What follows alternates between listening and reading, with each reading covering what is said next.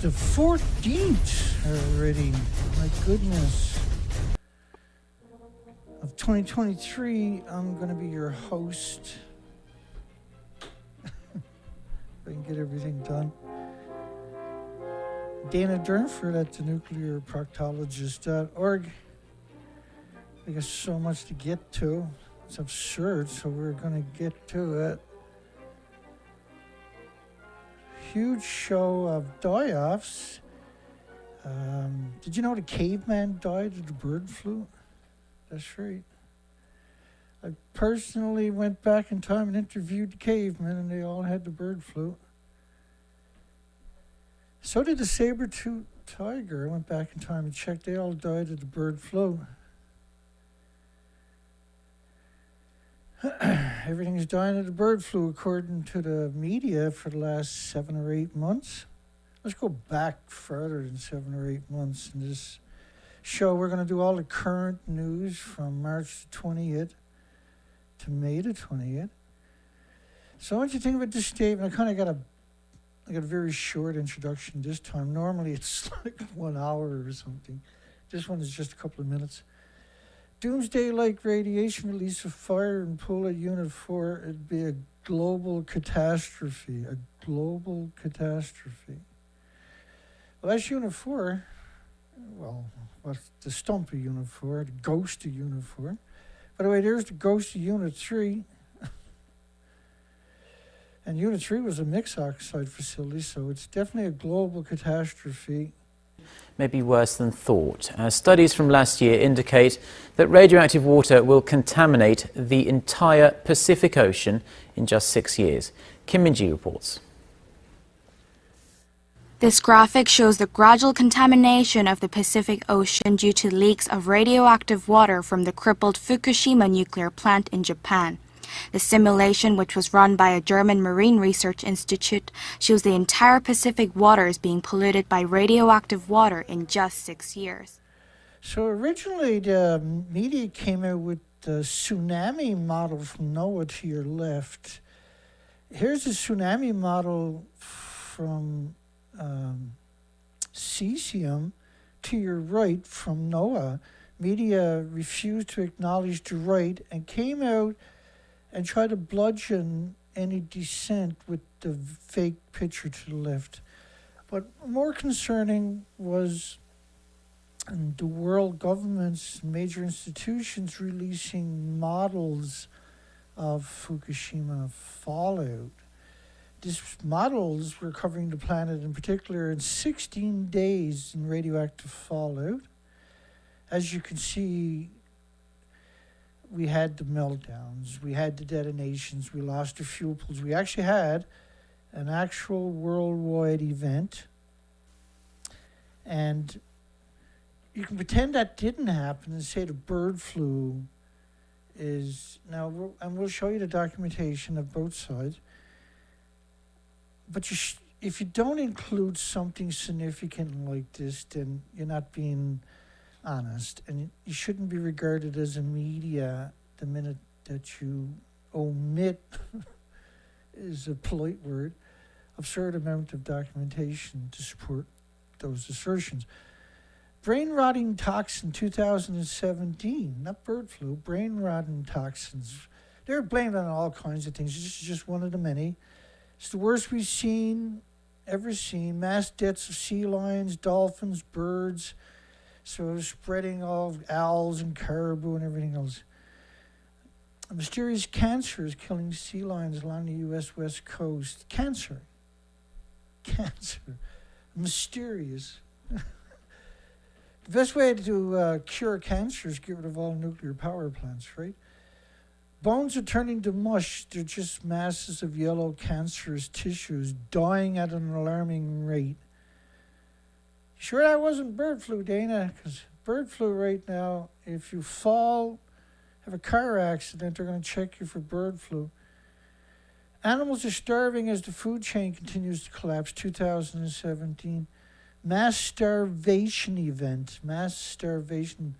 And that is the theme for, say, 2014 and actually earlier, all the way up until now. That's something that were seen symmetrically throughout these types of stories.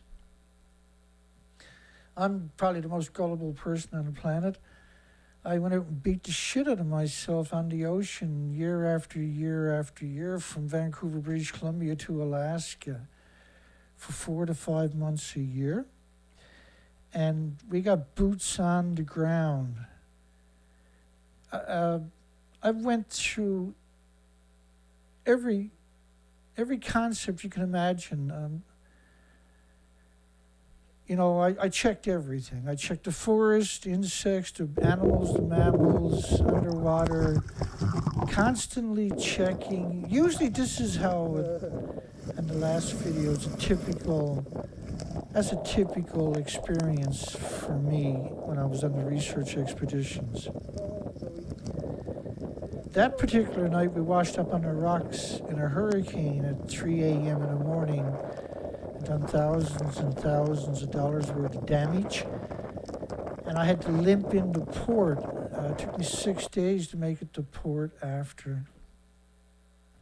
I done this illustration there to remember to say to you that I can fill the beach up with people. I still won't find the species that were there in 2011. These species were exterminated and they never came back. And we know this because we went out and done research expeditions for 3 to 4 to 5 months at a time, year after year. So I just want you to, before I jump into this massive amount of headlines, how would I bring to the table who I actually am? It's hard to comprehend the enormity of the research expeditions we've carried out. 2 videos back, I actually posted a 2-hour video from 2015 research that I went through, just a couple of days of it, to try to give people, to make them appreciate we've been at this very long time.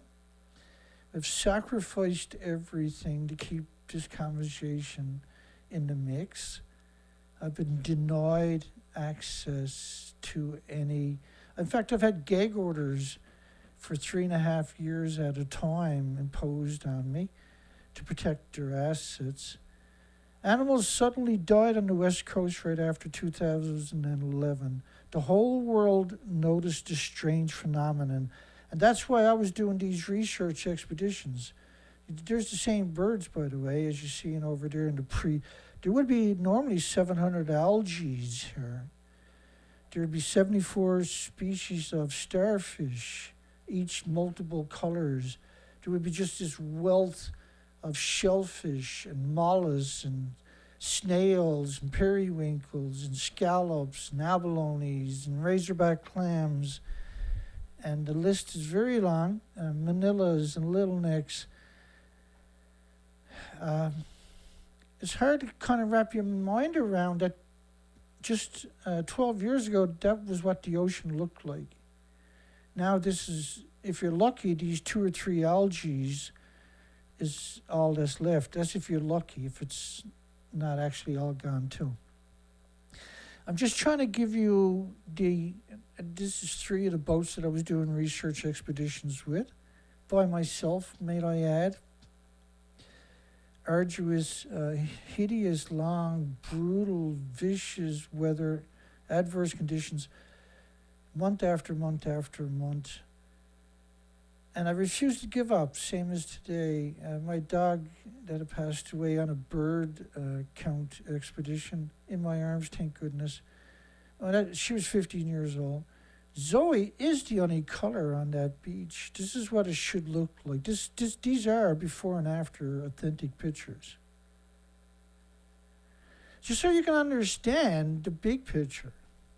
We're going to just fly right into that.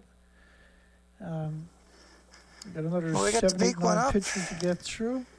I'm going to get off course here. Don't pay attention. We got the big one up. I got a good day. It's very rare you have nice weather like that. Hence the reason the camera's on deck. So it wasn't worth trading off nuclear for all of these species.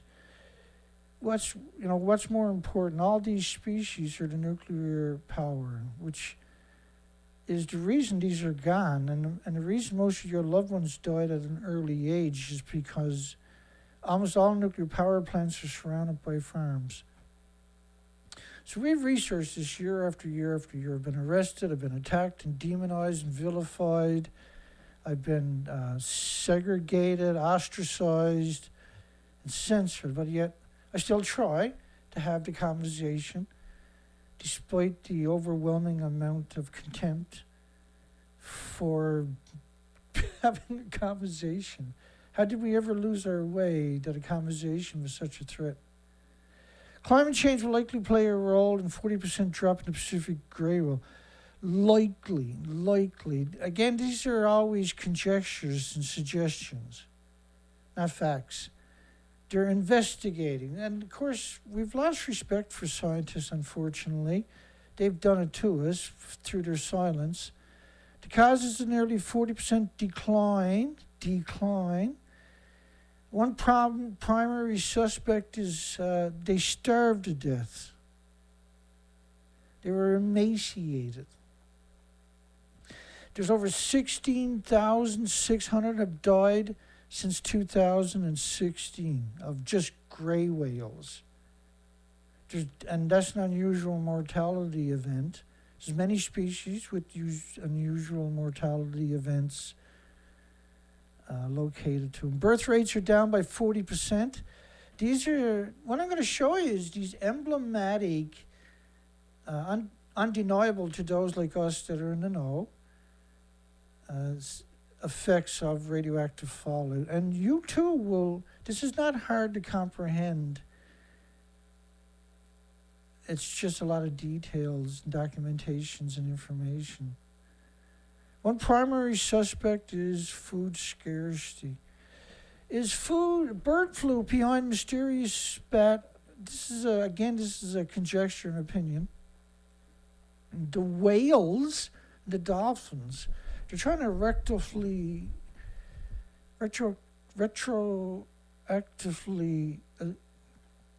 locate bird flu to the die-offs is what they're, when you go down the rabbit hole.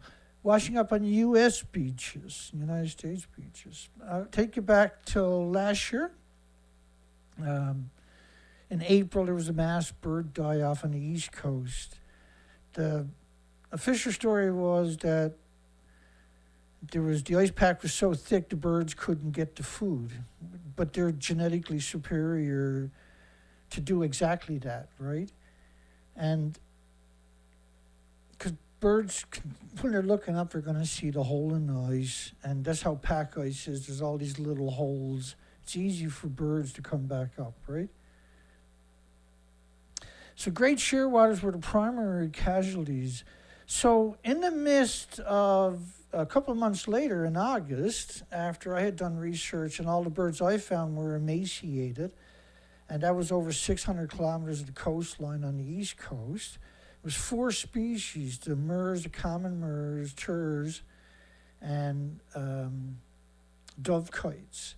The dovekites will eat microscopic animals. The other 3 are eating anchovies and squid and sardines and krill and capelin, small 8-9-inch fish.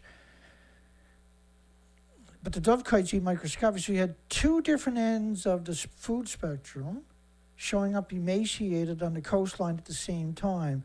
Well, what was really interesting were they were headed towards the Arctic. They weren't supposed to be on the east coast of 600 miles of Canada.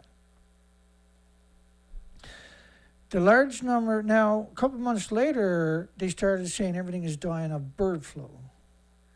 But the locals acknowledged everything was emaciated in April. The bird die-off didn't stop. Had been confirmed to have died from starvation. This story is important because this place was right in the middle of an ongoing mass die-off. On both sides of it, the official stories for 500 miles on both sides of this part of the American coastline, the die-offs were attributed to bird flu, to the avian bird flu. But in this one spot, they had independent testing where the rest of them sent them to the government. These people done their own testing. And what they discovered was that the large number of dead birds found on the island shores in June were confirmed to have died of starvation. And the state issued announcements suspecting highly pathogenic avian influenza to be killing the birds, including the seagulls, ducks, terns, cormorants in Massachusetts coastal waters. It wasn't just the shearwater. They confirmed that the state labeled dead birds they examined as emaciated. They had starved to death. So this is really interesting because on both sides of an official is the bird flu. But this place, which was overwhelmed with dead birds, were all emaciated. So what's the odds that the rest of them were emaciated too, and that the cover story was bird flu? And if you think they can't coordinate stories, then let me remind you of what they've already done, where they claim... My understanding is on top of what used to be... My apologies. They're claiming they're in a building that don't actually exist, which is Reactor 4. So if you don't think that they're capable of lying to you, CBS, BBC, ABC Australia, CNN, all trying to convince you they're in a building that don't exist. They're not the only ones. The entire media done that. So if you don't think that they're not capable of lying to you and that there's checks and balances, I'm sorry, but you're wrong.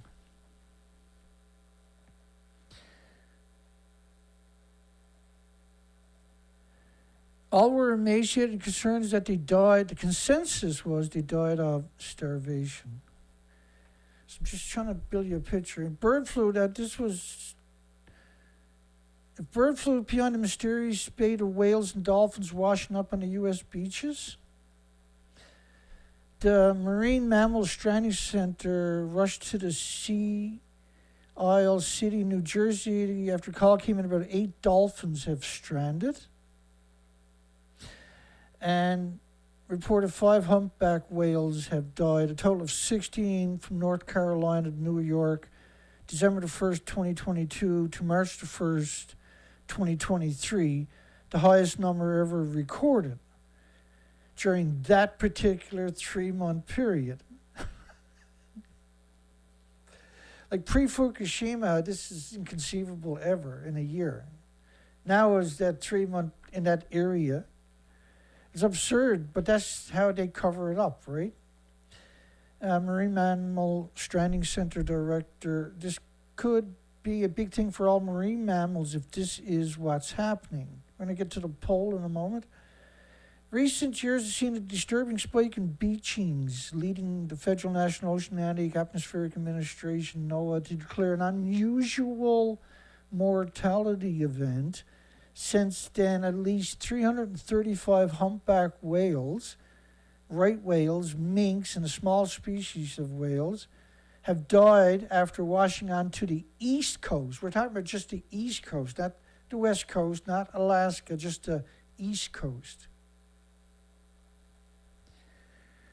One thing the majority of them had in common were they were cancer. But imagine here at the time, officials are testing the whales found in the northern East Coast, along with several on the West Coast, for bird flu. But when you look at the whales, what you're going to see is emaciation. As we go through this, you're going to see that over the last couple of months over and over and over. Bird flu, in order to be emaciated, they travel 7,000, 8,000, 9,000 kilometers. This is not bird flu, obviously, right? What's behind all the whale and dolphins' deaths? Experts eye a new potential cause. And sometimes I have to go to this screen. Experts are looking to avian flu for whales and dolphin. Avian flu. Remember the 10 whales that washed up in England a few years ago? There was 14, by the way, in Australia last year.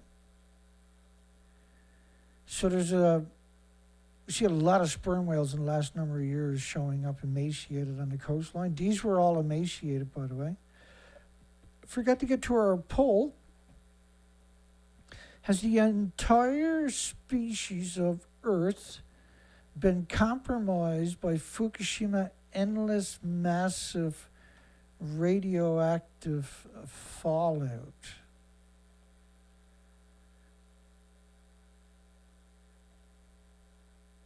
Endless massive radioactive fallout. To give you context to that, the fallout covered the whole planet. This model, I showed you a couple already. This model is 19.5 days in the bottom right-hand corner.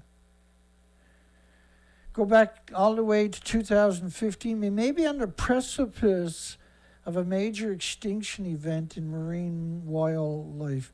All of the animals, not just whales, were showing up emaciated, same as what we're seeing today.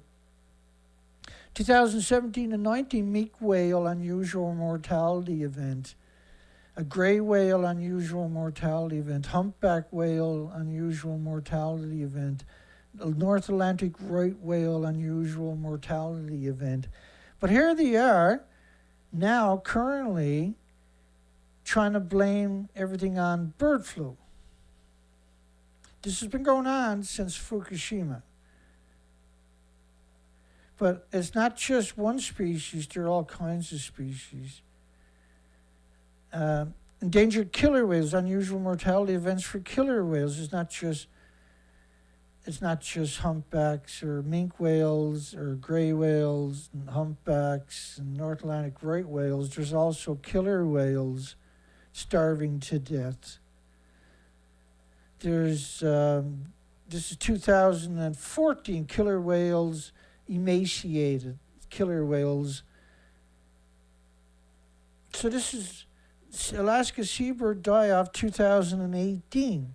This was around 1 million murs, common murs. They dive to 600 feet all day long, and they feed on anchovies and squid and sardines and krill and small species like that. And they do it all day long. They were showing up emaciated. Now, remember the pictures I showed you earlier of my research expeditions? That coastline would have looked the exact same. And so if the birds couldn't find the migratory species, they could have went to the beaches and just gouged themselves on the 6,500 highly invisible invertebrates without the backbones, for instance, that would have been in the 700 algae. This is all missing. There was 480 species of worms. There's 70 plus species of sponges. There's 74 species of starfish, all of multiple different vibrant colors. 76 species of sea anemones, all of them in multiple species or multiple colors per species. There was this incredible diversity, this incredible, beautiful, wonderful diversity pre-Fukushima. Alarming as a record number of seals and sea lions are starving to death. That was 2014. So to come out all of a sudden in the last half a year and start suggesting bird flu is responsible for all this, and they don't have the documentation or evidence to back up these assertions. This is hyperbole at best, and it's outrageous. It's absolutely irresponsible for journalists to publish something like that without any documentation to back up their assertions. This is absurd. Pre-Fukushima, there would have been an incredible outcry, but where it looks like humanity lost track of common sense. The die-off continued. They were finding tens of thousands in freshwater lakes, and these birds don't live in freshwater lakes. Seabird had been found emaciated and starved. And it was the same thing as I found last year with the turs and the murres and the dovekites were showing up in fresh water. These are saltwater migratory birds. These are way off course, should have been headed to. Now, I went down the coastline. There was no ice pack on top of that, which is what they blamed it on. Seabirds have been found emaciated and starved. At the same time, they found 1.5 million Cassini auklets. They were all emaciated. If you look at the bears, which is one of the sentinels of the land, they're the alpha predators. We haven't been really noticing salmon. We've been noticing the bears are getting skinnier and skinnier and more aggressive. Now, this is the pictures. This is not skinny. This is emaciated. what does a bear eat, though? It doesn't eat all salmon.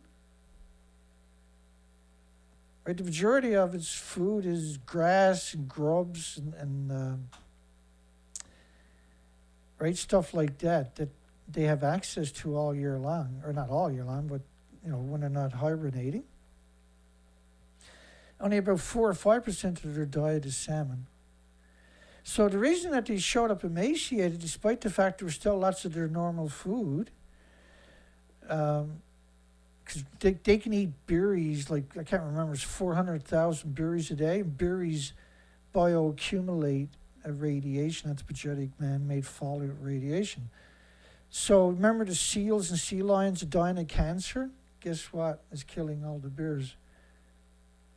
They have leukemia, that's why they're so emaciated. Colombia this summer, 5 million sockeye salmon, but only 600 came. And they canceled the salmon this year, the commercial salmon. We'll get to that story. Grizzly bears are bearing the brunt of it. Of course, grizzly bears eat grubs and berries and grass and everything else. They don't, and moose and caribou and whatever. They don't just eat salmon, okay? They're showing up same as the sea lions, emaciated, because they're the apex predator hitting the hugest bioaccumulations. Photographer of horrible thin polar bear hopes to inspire climate change. Climate change, of course, is caused by 80 years of radioactive emissions. So gas, oil, and coal emissions, they don't create plumes. Let me explain how that actually works for you. I'll come back to that picture, emaciated polar bears. This model is based on about 25 days. I'll speed it up. That's 20 days right there of radioactive fallout from the French government agency model, based on venting, by the way. So think about that as an invisible cloud. But this has been going on for 80 years, these invisible clouds. That model is based on venting. It's not based on the actual meltdown that I showed you earlier, the inventories. Are just absurd compared to venting. You're talking the equivalent of hundreds of Chernobyls. These are pure uranium, pure plutonium. Chernobyl was mostly graphite. And this was complete annihilation of decades of fuel pools. Chernobyl was brand new, didn't have fuel pools. Fuel pools are full of decades of reactor cores. There's 2 of them at the top of each of the buildings. So think of that plume pulsing energy every second at the speed of light, because that's how radiation pulses, almost at the speed of light, almost at 286,000 miles per second, 300,000 kilometers a second. Pulsing energy at the speed of light. It does that every second. And it's been doing it for 80 years, so you keep adding to it. Right? You're always adding these plumes over and over, and they never go away. But gas, oil, and coal emissions don't create plumes like that. There is no models anywhere on the planet in all these years showing gas, oil, and coal emissions creating plumes covering the planet. Because it doesn't. It only goes 100 to 150 miles in heavy winds on top of that. They've been hoodwinking you. The gas, oil, and coal don't pulse energy every second for millions of years. The only thing that has that attribute is radiation. All fuel pools are creating these plumes. Each fuel pool creates a plume like that.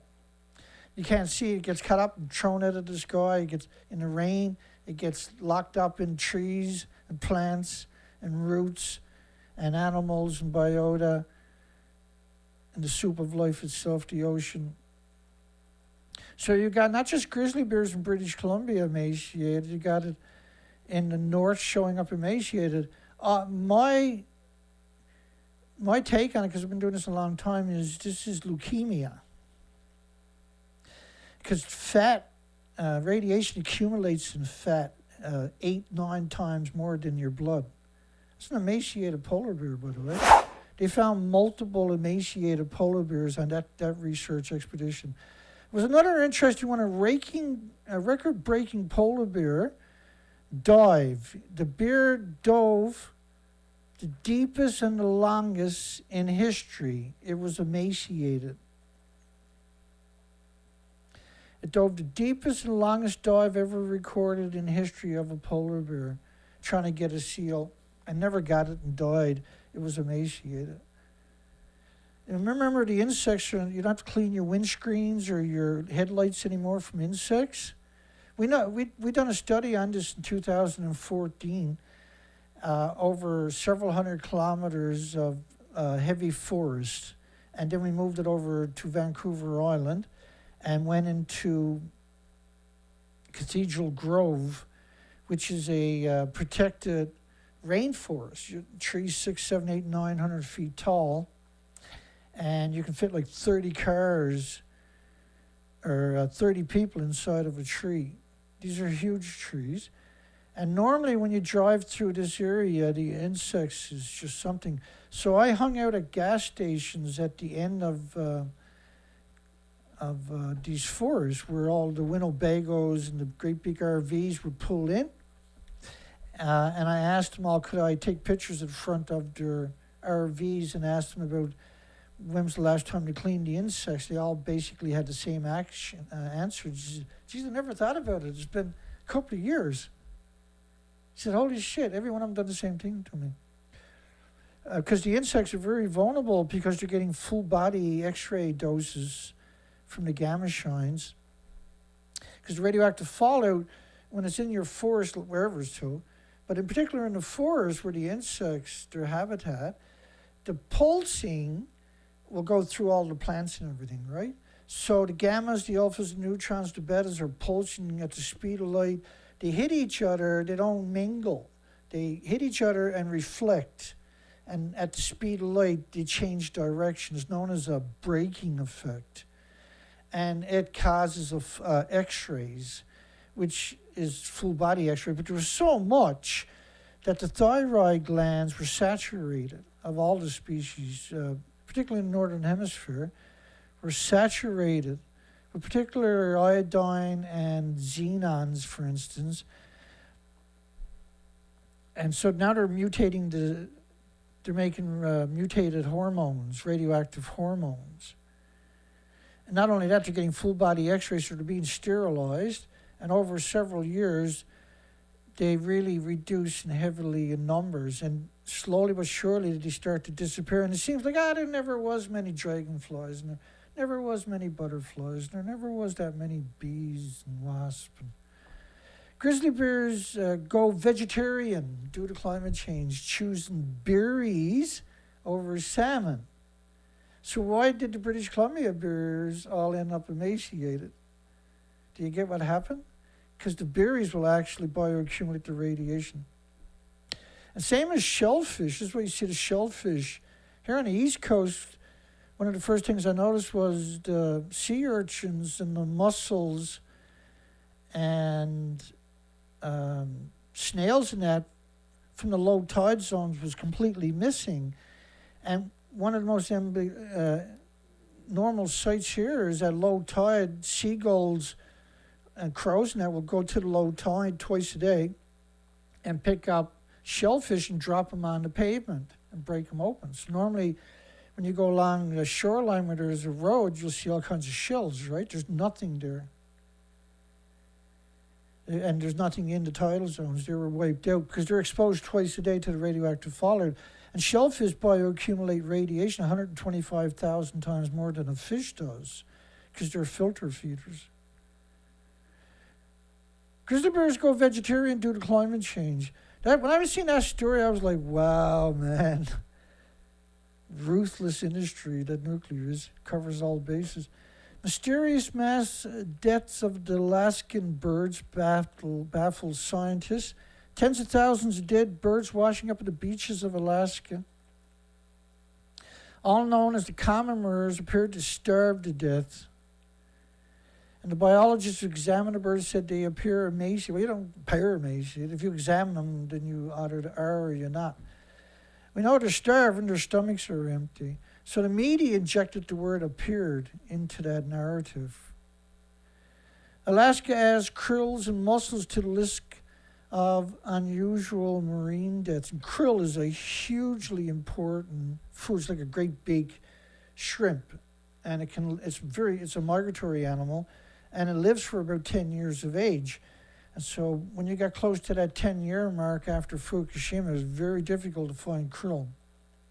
The phytoplankton were basically wiped out right away because they live at the surface. They're the bases of the food chain, the bases of the oxygen chain, the bases of the carbon sequestering chain.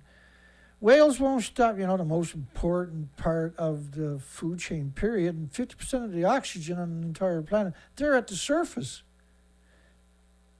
And there's a double indemnity because they're at the surface, the radiation has to get through them, single-celled animals, to get, because we got the headlines of it being suspended from the ocean floor to the surface. But anything that settles on the floor gets welded back up with the nutrients of the ocean floor. That comes up to the surface, the actual help feed the phytoplankton, right? So, because like a lot of the baby cod, which might lay 700,000 eggs at a time, they're considered phytoplankton until they get to a certain size, right? So same thing for jellyfish eggs and the milk from sea urchins and sea stars and the eggs from oysters and all the species, right? That's very soup of life, because normally a glass of water has 1 billion creatures in it. 75 to 100 million of them are the phytoplankton. Whales won't stop killing themselves in New Zealand. Now, there's around 4,000 whales have killed themselves in New Zealand since, he said, 1911 or something. But the majority of that is since Fukushima. So they're really slick how they bury. There were 600 whales in just a 2-week period washed up. Now, from 2016, pre-2016, they would acknowledge that the pilot whales that were washing up in mass were emaciated. They stopped describing the health, because they would have peanut heads, right? They stopped describing the health of the pilot whales after 2016. I'm just showing you there's this, if you start just listening to their narrative for the last 6, 7, 8 months, it's bird flu. They're trying to blame every die-off worldwide now, including people in car accidents, on bird flu. Yeah, they tested positive for bird flu, though. Yeah, they were emaciated. They tested positive for bird flu, damn it. Has the entire species of Earth been compromised by Fukushima endless massive pulse of radioactive fallout? And the appropriate answer is yes, because we have the documentation to back up those assertions. We're getting there, and we got a long way to go, unfortunately, but we're getting there. So this is cesium-137 from France's estimate was 1,000 times normal to 10,000 times normal. There is no such thing as normal. There's weapons fallout, right, pre-Fukushima, that they were using as a benchmark. But you're talking about cesium-137. You're talking about 10,000 times more. You're not talking 20, 30 counts per minute. You're talking 20 or 30 million counts per minute. This is not, like, you can't, and this is not, you shouldn't measure this, you can in one way, but you should measure it in becquerels, which is what this is, not in millisieverts or microsieverts. That's only for close to the reactor fuel itself.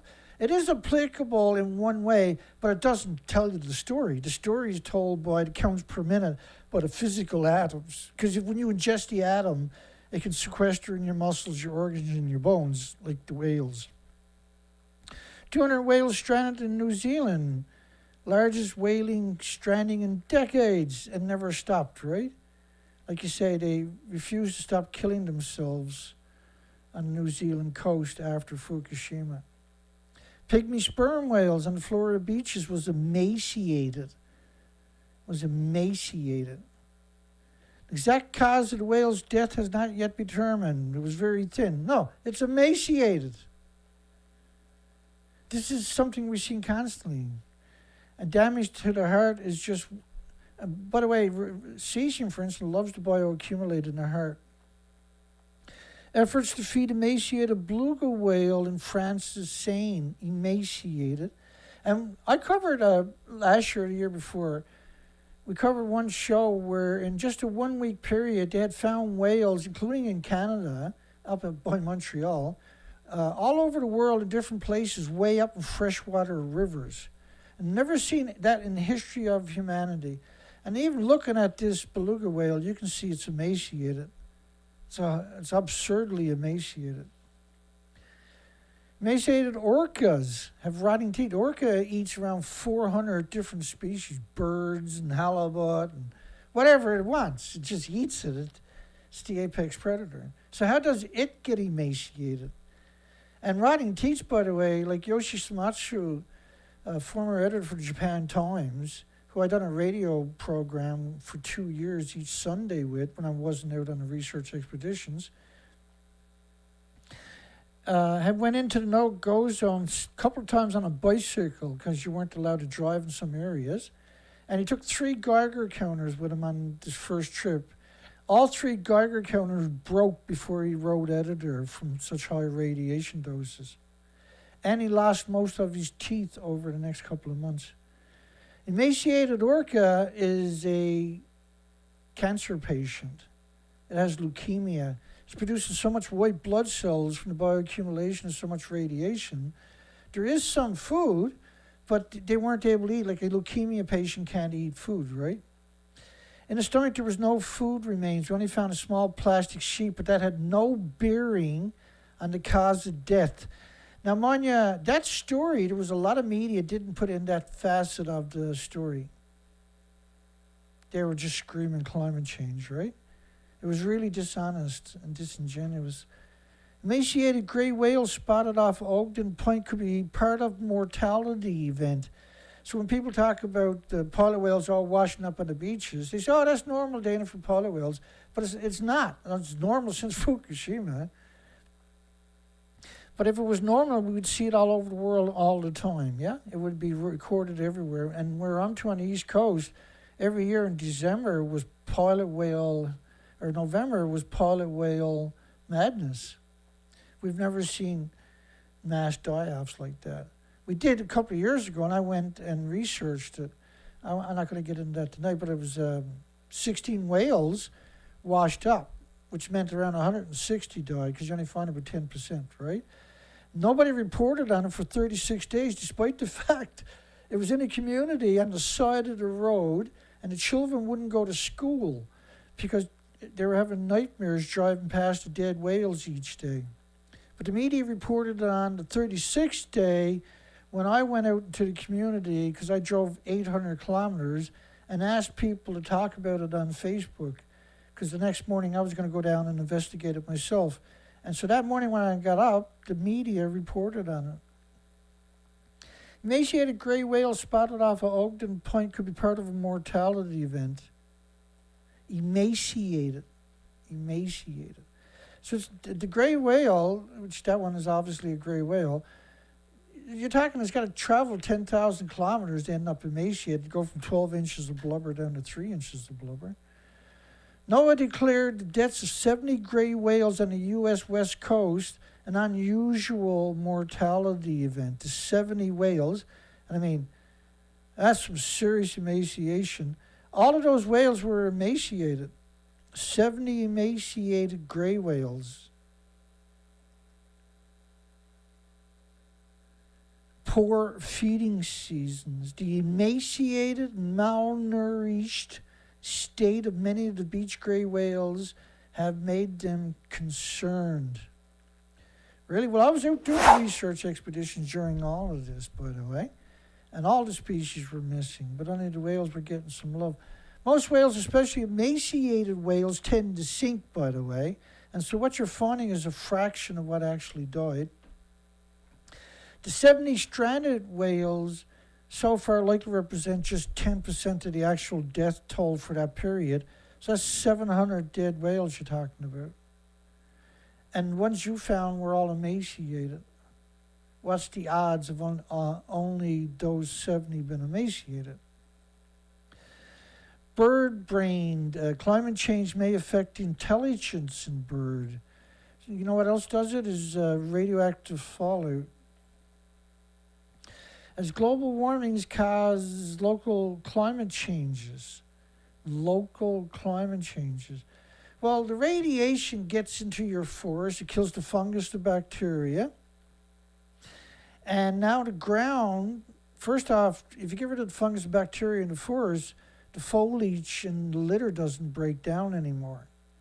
So now when you get a lightning strike, the forest fires are huge because you have so much litter and foliage, it wafers up into the air, these big flames, and lands somewhere else and starts another fire.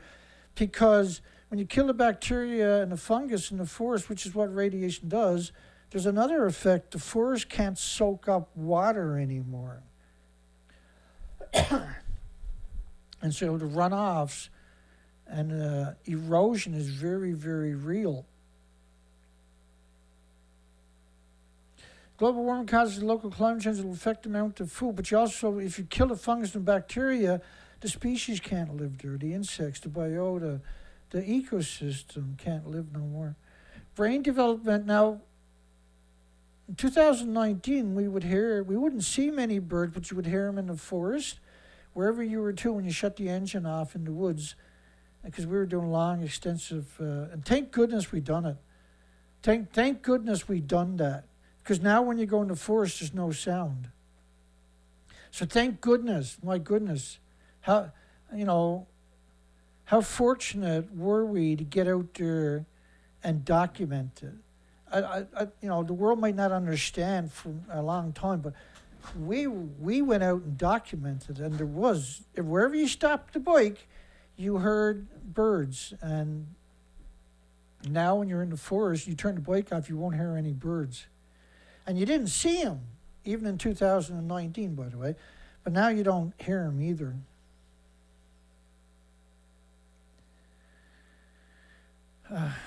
This small print will go to the big screen. Birds, a brain development energy intensive process posing as a paradox for brain growth in young animals, birds. How can young animals fuel the growth of their large brains before they are skilled enough to obtain enough calories, whether their parents will feed them, right?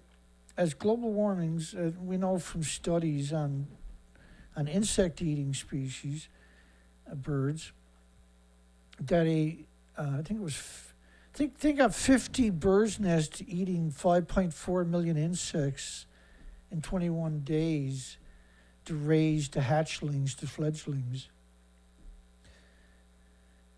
And then you can really appreciate how much insects it takes to feed birds.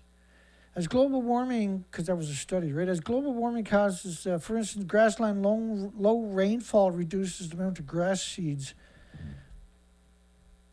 Well, the reason you're not getting the rainfall is because the earth is so dry, because you killed off a lot of the bacteria and fungus and got rid of the biota by proxy from the Fukushima radioactive fallout, which was a pulse, because it's been going on for 80 years. The damage was already at the tipping point. And so Fukushima was the tipping point. It was the pulse for the whole planet, a catastrophic pulse. Animals living in hot, dry habitats such as Cape ground squirrels in South Africa push limited ability to tolerate heat and hotter daytime temperatures, less food, more heat stress, because the ground can't soak up water. So you go to the ant's nest now and you can stick your hand in them and tear them open. They're there, but there's no ants. Having less food, and they've been there for hundreds of years, these ants nests, right? Generation after generation in the ground. They're still there. I don't know about anymore. This year, next year, they'll probably be denigrated pretty bad. Having less food and more heat stress results in population declines. Animals die off or fail to reproduce, which is emblematic of radioactive fallout. And another reason why we got a poll tonight, I screwed that up. Has the entire species of Earth been compromised by Fukushima endless massive radioactive fallout? And if you're honest, then there's only one answer to this, right? Sorry about that. I know how bad one day is too. Gotta be crazy. In contrast, for animals living in cold habitats like the Siberian jays living in the Arctic, warmer temperatures have negative impact, and they store food to survive winter. But during warmer winters with less snow, food stores may not remain frozen, could rot, lead to starvation, as shown in the Canada jays. Lead to starvation. The word starvation is pretty darn key, right? And this is just different ways they end up starving to death. In general, larger brain animals may be able to quickly adapt by flexibly changing what and how they eat. No, these are opportunist eaters, are the ones that will live. If changing environment compromises animals' ability to obtain enough food to fuel their own brains and provide enough food for the brain development of their young, what a strange, interesting study, then a world of small-brained animals may prove to be another negative effect of climate change. And they get paid to do these studies. They pay their mortgages and their kids' soccer lessons and their wives' hobbies and their husbands' hobbies, whatever. Alarming mass die-off of California beaches. 2017. Extreme high numbers of sick and dead animals, seabirds, sea lions, dolphins. Experts have never seen this many sick birds. How many have to die before somebody cures? 2017. So this is not something new like they're suggesting. Remember that all of these stories. We've documented this now for over a decade. And anybody that's watching these shows are not going to be manipulated, are not going to be tricked or deceived, or not gullible. They're in the know. They're the most educated population probably on the planet when it comes to this subject. Mystery grows as another dead whale washes up on the east coast. So they're trying to blame it on the windmills. Of course, if it was the windmills, then windmills worldwide would have these same adverse side effects on the marine life, but they don't. This is just the nuclear industry in the United States is most dominant on the planet besides Canada. And they don't want competition. Like Canada closed down 750 wind and solar farms last year because they competed with the nuclear industry in Ontario. And the $4.3 billion that was located to the renewable energy for storage was given to nuclear Bruce Power Company to make storage for nuclear. It's such stupid. And so evil, but it's normal. That's normal here in Canada, that kind of evil. At least 29 dead whales stranded along the coastline since December 2022. So January, February, March, April, May. So in 5 months, 29 dead whales just on the East Coast. Sailboat crew rescued in the Pacific after abandoned ship was sunk by whales. After abandoning ship, the ship was sunk by whales. This is a story we've heard quite a bit about over the last couple of years, different stories like this. There were 1,200 reports of boats and whales colliding since a worldwide database launched in 2007. So the database says there's around 1,200 whales and boats colliding, but that doesn't mean all the whales died. And if you're going all the way back to 2007, what you find out is the majority of them are since Fukushima. They were too emaciated and weak to get out of the way. Like I remember growing up on the ocean. You get up at 3:30 every morning, or 3 o'clock every morning, head out on the ocean at 3:30. You get back 4, 5, 6, 7 o'clock at night, 6 days a week. And during seasons for whales, you would slow the boat down because there would be 8, 9, 10,000 whales surrounding you. And you were afraid you were going to hit a whale, and Dad would come up and speed the boat up and laugh at me. He said, "Don't be so foolish, you can't hit a whale. They're not stupid." And I said, "I know, but if we hit them, then I'm not going to get ashore anytime soon, and because I got seasick every day, right?" So my incentive was to get ashore safely, because otherwise I'm going to be seasick for a few more hours. It's around 100,000 hours of being seasick. Think about that statement. And that's logged into the Fisheries and Oceans logbooks too, by the way. Danish seasick all day today. They used to make fun of me, and we'd be going out to harbor and people would radio the boat and ask, is Dana seasick yet? Because that would determine how, if I got sick halfway out to harbor, then it meant it was going to be a really rough day. So I wouldn't answer him. I would turn the radio down. Because I used to run the boat out each morning, because that was one of the few things that didn't make me too sick if I was busy. So I was always busy all day on the boat, right? Which is why I ended up being so good, I guess. There have been about 1,200 reports of whales and boats colliding since a worldwide database. So the media, or the industry, is out there claiming that the whales are all dying from boat strikes. We covered that a lot, and you probably know too. But you only got 1,200. So that's an actually really important story, because it has. Let me put that somewhere where I can find it again one day. Right there, we'll do it. Just keep it rolling, rolling. So that's here we're on to a few months ago. Can you spot the seal in that picture? There's a lot of seals there, right? I was going to go down there, and I couldn't really afford to make it down there and do it properly. It was dead winter. It was minus 30 or something. And I wanted to go, but I didn't end up going. We ended up having another die-off. I'm going to show you in a minute. 100% of the death rate of baby seals on the California coast. 100% death rates of baby seals. None have survived, starving, suffering from shortages, food shortages, extremely thin, all sorts of illnesses and infections. Milkless moms immediately abandoning the puppies, or the baby seals. 2016, dead animals littered California beaches. 2016, graveyard of washed up sea life, influx of malnourished, emaciated sea creatures. They're starving to death, covered in sores, stunted growths, weak immune systems. 2016.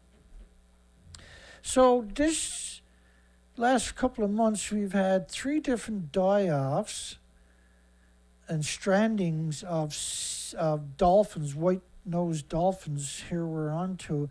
I went down to all 3 of them, and I'll show you a video and pictures in a minute. This is a story. At least 10 dolphins target a relocation mission by the locals. Rescue underway of potted dolphins stranded by ice in Dildo Cove. Yes, there's actually a place called Dildo. There's a couple of places called Dildo, believe it or not.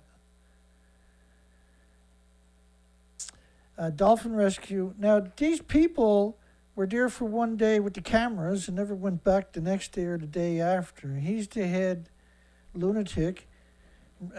Calls himself a biologist, but he never went back of the stranding group and never went back to help the dolphins after the cameras left. Why is he smiling, I wonder?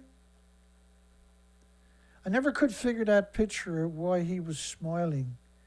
That creepy as shit, man. I went there, I'll show you pictures and the videos in a minute. The heavy ice is notorious for killing dolphins. That's actually not true. That's the first time we've ever had a stranding of dolphins in the 400-year history of this province. It's the first time. We've never had a stranding. And the dolphins are not supposed to be here. They're supposed to be up by Nova Scotia, New Brunswick. They're supposed to come here in the spring. They're here because they're looking for food. And they did find some food. They also won't swim underneath the ice as it hinders their ability to surface for air. I used to dive under ice, and it definitely hinders your ability to surface.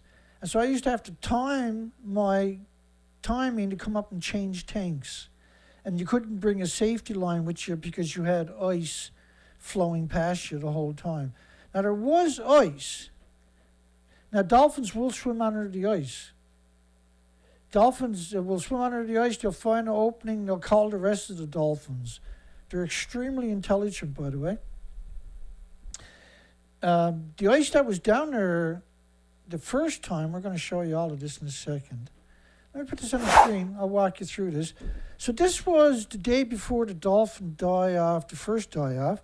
There was ice, but there wasn't very much of it. The wind blew it on shore, and so it looked like that. But it wasn't like it was 200 miles of pack ice. It was just like a half a kilometer. I went down looking, and I found this eagle the day before the dolphins started to show up dying off. And just bear with me 1 second.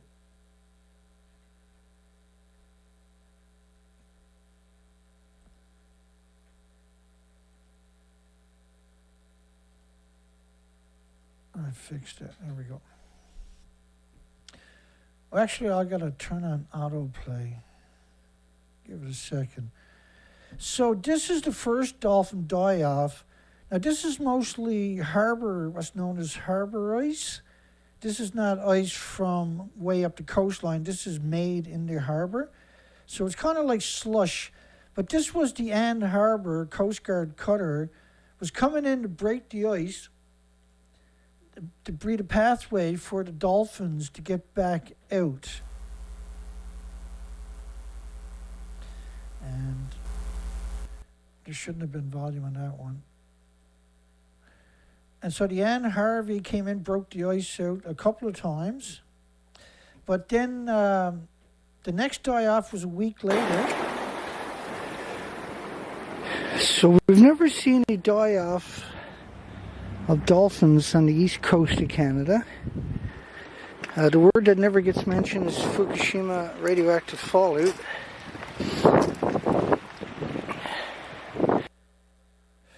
Yeah, we've never seen it. This was 26 that washed up a week later.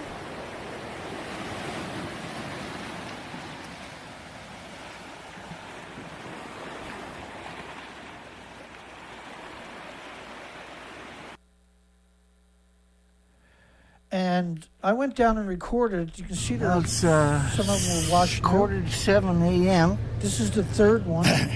Now, I'm going to show you coming See, up. everything is in frost. We're going to head out, and we got dolphins over in Dildo Bay, so I'm going to head over there right now when I finish packing up the car here. This is March 31st, 2023. There's a bunch of dolphins. I think it's actual pack ice this time. Are stuck by a wharf, and I guess this is the worst case scenario where the wind is blowing actually in the bay. So we're headed over. That's pack ice. Well, we're in Dildo. I see people down on the wharf down here. It's -7, everything's covered, and so that's actual pack ice this time. That's actual pack ice.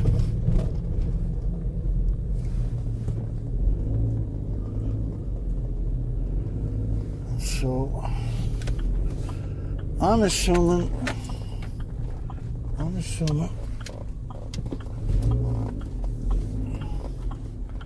and it could be over there. I see some ducks in the ice over there. So you can see the ice is washed up on the shoreline. This is to the left of the little spot where the third time now the dolphins, the third die-off, was 2 weeks after the second one. And you can see the pack ice. So here they were trapped in this little tiny spot that if I had known what was going to happen, I would have brought the little Zodiac over and ran it all night long to keep it open. But it froze up, unfortunately.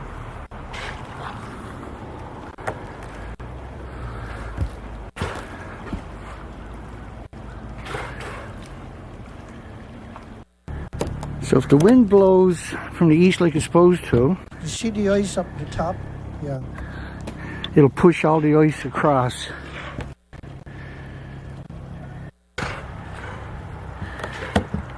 So the next day, I came back. So it's April the 1st. We're headed back over to see how the dolphins made out.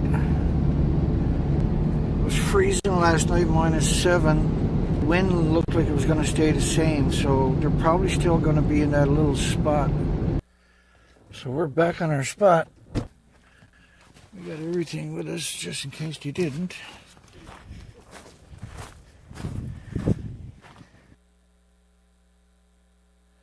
And everything was frozen over, so they drowned it. I was heartbroken. So where was the whale stranding network? They never came back. All they had to do was keep that ice open for a few days. They could have survived for a week or two. The ice left a few days after. They could have been saved. There was no reason. What's the point of a stranding network if they're not going to try? I was really upset about it. And so they all perished that night. I didn't realize it. Now I just had a heart attack at that time. Stranding network didn't show up again today. Stranding network never showed up again that day. Yeah. I go back to that. That one right there. So that was the third stranding. They died where there were two. The second one was on the other side of the peninsula. And the other one was right around this area. Well, it was, 10 miles up the coast from there or something. 3 weeks before this one. The dolphins are not supposed to be there. They're supposed to be over in the Nova Scotia, New Brunswick area. They're not supposed to be down this part of the coastline until spring. We've never seen them here in winter before, by the way. And we've never had a die-off like the alleged stranding network, which turns out to be working with the government. So that was just a cover story. They're probably nice people if they were reincarnated, but they're certainly not now. Rare golden algae may have caused fish deaths in Oder River. This was Australia. This was, now there's a heat wave going on throughout New Zealand and Australia. And by the way, algae, because you kill the oxygen, freshwater has phytoplankton too, right? And so when you kill off the phytoplankton and the zooplankton, which is the basis of the food chain, the oxygen chain, the carbon sequestration chain, then these are some of the, you'll start seeing the algae because it has no resistance, right? It's a perfect environment for the algae. I found algae blooms in water samples after mass die-off puzzles scientists, which we hear that a lot over the last couple of years, 12 years I should say. More than 100 tons of dead fish. So 100 tons of dead fish is very significant. This is a rare, they said, rare. It may have caused, think about that statement, right? Again, it's an opinion, it's a conjecture. May have caused it. Polish ministers in Poland says experts have found the algae bloom in water samples after mass die-off puzzles, the so-called scientists. Recovered more than 100 tons of the dead fish and a rare could be caused. Again, these are just opinions, so they don't know, right? None of these are pointing towards, assertion. Why? This was the Washington Post, so don't get your hopes up about it being reasonable. It's the Washington Post, right? Why sea creatures are washing up dead around the world. Now, they're going to scream climate change at you. This is 2023, March of 29. Let me step back for one story to 2015. Journalists, nobody talks about Fukushima anymore. There's almost no more fish. The ocean is dying. It's terrifying.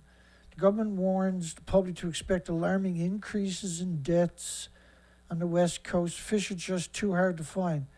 Chaos below the surface. We are preparing for the worst. So in 2015, NOAA had already acknowledged, but they're acting like this is something new. So let's cover that. So they find a dolphin on the beach, which got way more. You find a dolphin anywhere else on the planet, huge attention. In Newfoundland, and literally no attention. And attention is just superficial. Dead fish in Florida, beach whales in Jersey, sea urchins, starfish, crayfish washing ashore in New Zealand. And New Zealand is a heat wave for over 270 days in some places. It's absurd what we're talking about there, a statement. Millions of rotting fish clogging up rivers in Australia outbacks, mass die-off fish in Poland. And we covered almost all of these before we got to this story. Around the world, freshwater marine creatures dying in large numbers, leaving experts to puzzle. Experts. We're not experts if they're puzzling. In some cases, scientists say climate change, which is a garbage diagnosis, right, may be leading, right, may. Starved fish of oxygen. Warming oceans, marine heat waves are driving sea creatures from their habitat. Human activities include coastal shippings. So they just conflated. Shipping's been going on long before any of this started. They're conflating it. Global scientists predict, suspect. Right? These there's no assertions. These none of these words. Right. So this is a conjecture, an opinion. Authorities suspect, again, an algae bloom was responsible. Suspect. And washing up New Zealand's east coast in February during a particularly stormy southern hemisphere. Storms don't cause die-offs. They cause more oxygen. They're good. Marine species are not, they weren't just born yesterday and all of a sudden a storm through a big kink. They're not little boats out on the ocean. That's their environment. Hundreds of little penguins wash up dead. I love penguins, and I don't understand why. I just really loved seeing them. They're beautiful, stunning animals. Hundreds of little penguins washed up dead in New Zealand, which has a heat wave now for over a year.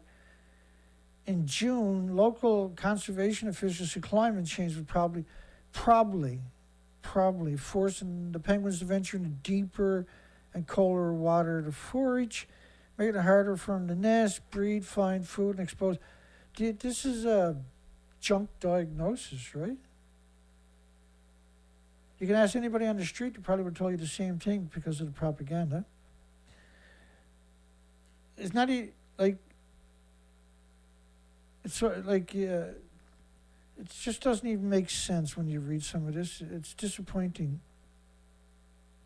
Hundreds of little penguins washed up dead in New Zealand. Researchers found the population of common sea dragons have fallen by 57% over the past decade across the sites. The sea dragons are these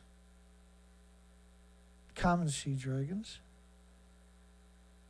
And we had them out in British Columbia. I seen them years and years ago when I was diving. Even though people said they didn't exist out there, I seen them myself day after day. And what was the name? Freeman's Pass. There's a native community not that far from it. And there's another spot there good for cockle, which we done research expeditions throughout there. And that stuff is up at my site. Marine birds disappearing in the Pacific Northwest. Significant ecological shift. Crash in many species. This something happening on a beak level. Herring problems may be far worse than revealed, the result of contamination. Well, the only thing that can contaminate the entire planet, because this is what we're talking about in all of these conversations, right, is something like that. Because that's the only pollution that covers the whole planet. And it covers it in 2020. This one is 26 days or something. This is the plutonium-239 dispersals. With 24,000 year half-life, which is 240,000 year life, And again, because they say longer-lived isotopes have less energy. Well, that's not true when it comes to man-made. That's only true to natural. And this is one of the wicked things that they do in the media where they claim, oh, it's a long-lived isotope, so you don't have to worry about it. But that's not simply true. This is deadly for 240,000 years because it's man-made.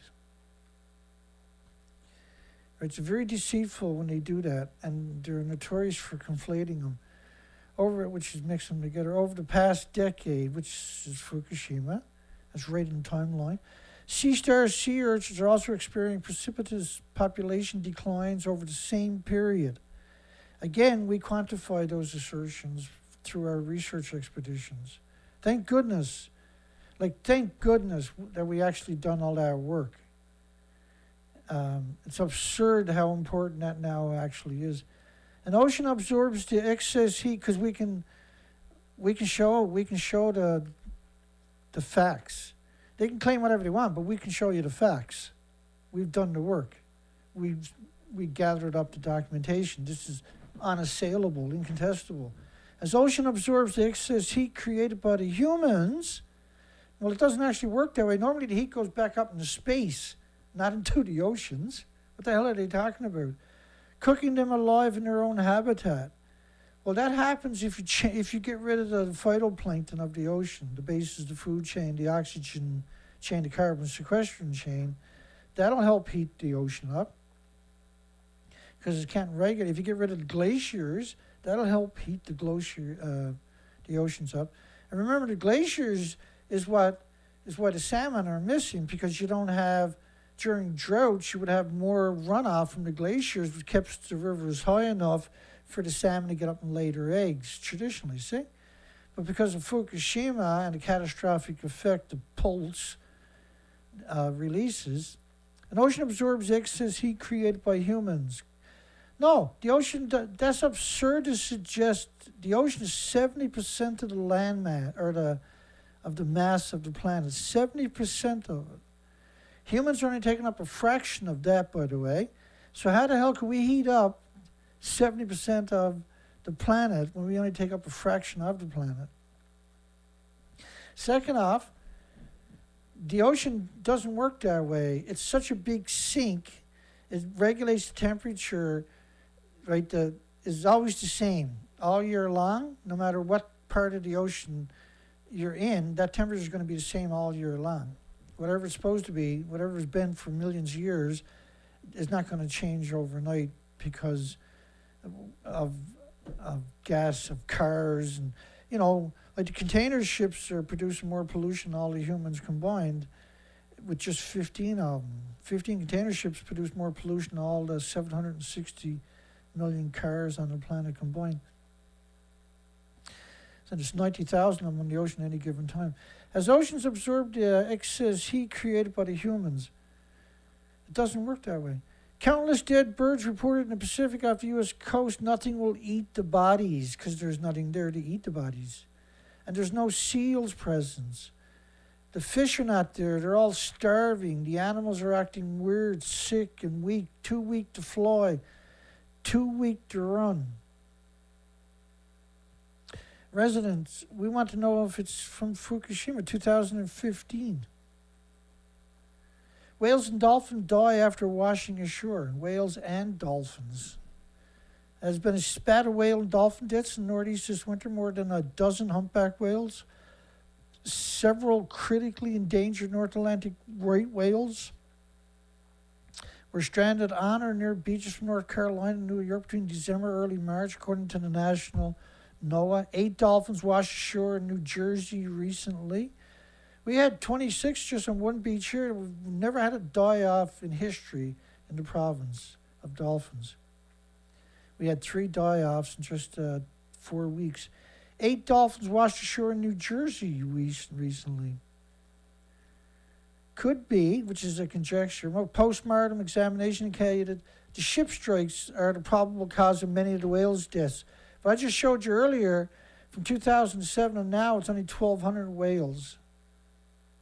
It's been struck. They didn't all die from it. The ones that they're striking are usually already dead, or floating around, right? And because there's so many of them, you've seen quite a few of them with strikes. And because they're so weak, they can't get out of the way. They're committing, they're kamikaze whales. Conservation activists are questioning whether pre-construction activities in a slew of offshore wind turbines could be to blame. So why aren't you looking at other turbines worldwide and seeing if there's a consensus? Because there's not. So why ain't anybody suggesting that, I wonder? Because that's the first thing that struck my mind. Well, is this true everywhere else? Why is it only happening there? Do the whales get stupid when they come along that coastline or something? Turbines are slated for construction area where an unusual number of humpback whales have died since 2016. Well, windmills been around since before 2016. Why aren't you using geothermal? Why are you using wind? Why not use geothermal? Don't need any storage. It runs 24 hours a day, 7 days a week. Experts don't always know why whales and other marine mammals wash up on land. Hundreds of pilot whales wash up on the shores of New Zealand's Shetland Island. Two separate mass stranding events last year that occurred days apart. Yeah, there was 14 sperm whales washed up on another beach at the same time. About 2 weeks earlier, some 200 whales died in Tasmania. Yeah, but go back to 2015, mysterious whale deaths in California. This was the entire coastline from Alaska to Mexico. Continuing trend of whales washing ashore, animals sick, starving, emaciated, too weak to swim, hemorrhaging. So this is not isolated. They're trying to paint the picture as if this is now only happening and it's because of climate change. The millions of dead fish clogged up a river in Australia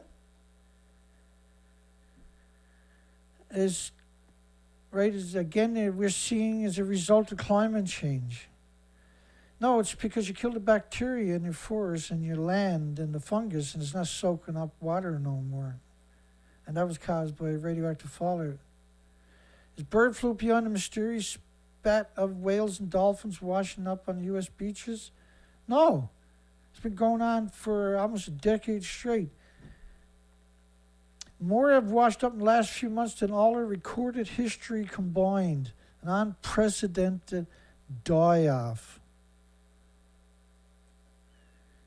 So, we already covered this story, didn't we? Adding to fears humans could be next. No, this is another one. Adding to fears humans could be next.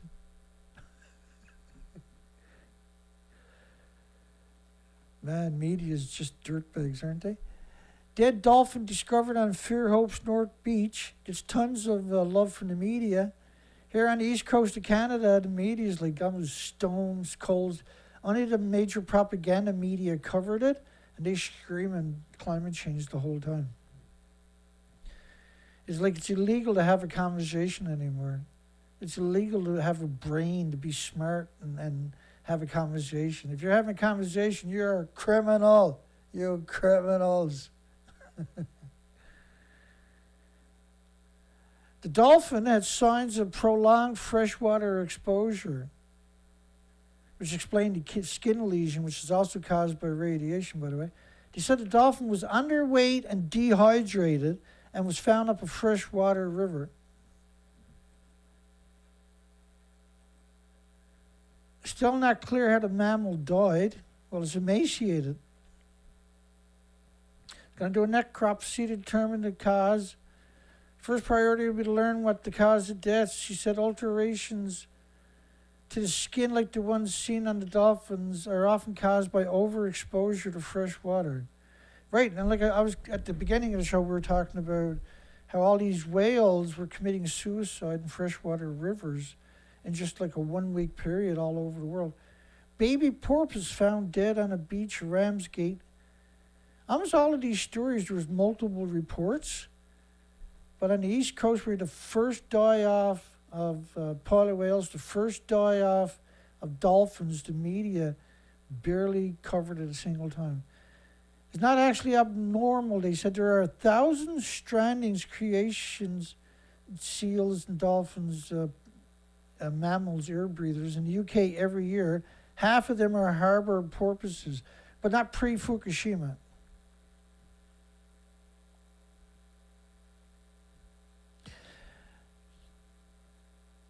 And so there was, in a couple of year period, there was 50,000 strandings in the United Kingdom.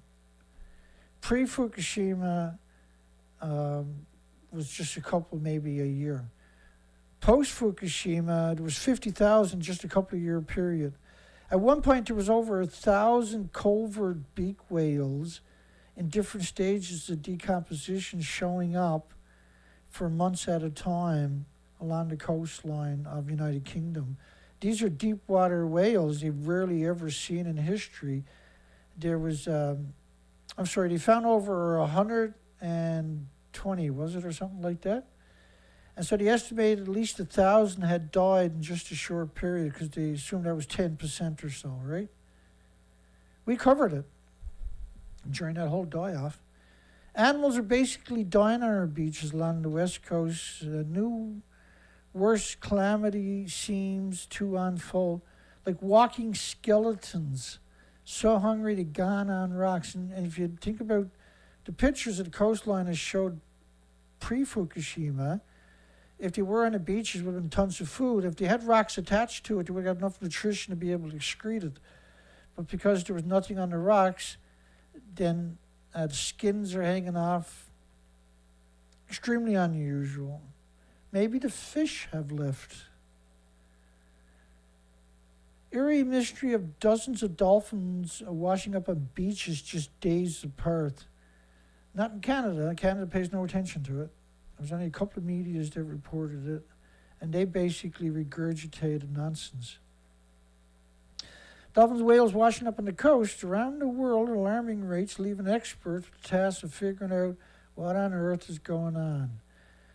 Well, if you exclude everything and the only thing left is Fukushima, you should probably have a look at Fukushima, shouldn't you? Look at them. Massive media coming down there and setting up their equipment to tell their story. Here in Canada, it was just the major propaganda media only showed up, and their narrative was so many holes in it, was horrific. Dolphins washed up on the beaches of a single city. Yeah, the odds of having, you remember we had a story a while ago, there was the odds of finding 2 dead whales on the same beach at the same time were inconceivable. But after Fukushima, the odds of finding 2 dead whales at the same beach was pretty normal. Or any other species. Now it's pretty normal. 11, 12 years ago, it was considered extraordinary to have 2 animals wash up on the same beach. Second time in a week, and no one knows why. Experts have been scratching their heads, their tummies, after 8 dead dolphins in the greater Tokyo. Well, why would you be confused about dead animals washing up on beaches in Tokyo, for God's sakes? Tokyo is burning radioactive debris. They can't get rid of the ash from the incinerators because it's too radioactive. Can't get rid of the sewage, the sediment from the sewage, because it's too radioactive. They can't get rid of the sediment from the water filtration facilities, the filtering plants for your drinking water, because the sediment is too radioactive. And the numbers we're talking about are extraordinary. Just one community had 50,000 one-ton bags of sediment from water filtration that was too radioactive to get rid of. Imagine something the size of Tokyo, 36 million people. And we know Tokyo, they were taking radiation down at nighttime and dumping it in the bays from the cleanup, right? We know they closed down incinerators there because there was one incinerator in Tokyo where 3 people had heart attacks in one day. Because that's what radiation will do to you, right? So, like, there's 1,800 diseases, by the way, from radiation. That's just cancer. Left scratching their head by the mysterious appearance of 8 dolphins in the greater Tokyo. No one down here was scratching their heads when 26 washed up on the beaches, and I showed that earlier. I went to all 3 die-offs. No one paid no attention to it. In fact, I was the one that was picked on. What are you talking about this for, boy? I feel sorry for all those weak dolphins. I feel sorry for people that won't open their eyes and have a conversation. A week. We still don't know why they're stranded there. Don't expect the media to help you. The matter is made stranger still by the news that just one day before, 33 dolphins were found washed up a couple of 100 meters down the shoreline. Well, they were starving to death. They had to die somewhere. 2 of these dolphins died despite passerbys' best efforts to get them into the ocean by rolling their bodies down to the shore. And beyond the death is a mystery in nuclear wasteland known as Japan. The beloved beasts have been washing up on coasts around the globe with research ongoing about what could be causing it. The USA had 23 whales washed up since the start of winter. 910 dolphins have washed up on the France's Atlantic coast. 910. There was 3,500 sea lions that they tried to blame on the bird fly. But globally, research continues to try and get to the bottom of why so many mammals keep washing up and dead. No, they're not. Like, I've been just absolutely demonized for going out and investigating it, documenting the coastlines. And I do it for 3, 4, 5 months at a time without coming home. That's the only way you can afford to do it, right? It was brutal. The administration has listed everything from boat strikes, and we hear this all the time, the word boat strikes. They constantly, particularly in the last 2 years, has been almost consistent. And the remnants of fishing to changes of the temperature of the Earth's ocean. So just throwing dirty underwear at the wall till something sticks onto it. Avian flu kills a dog in Ontario. Are your pets safe? Why are you checking for bird flu in dogs in Ontario?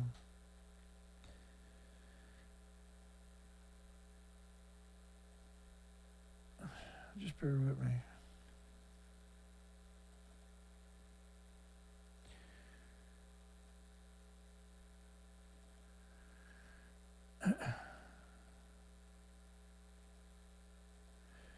I just want to touch on that sea lion die-off.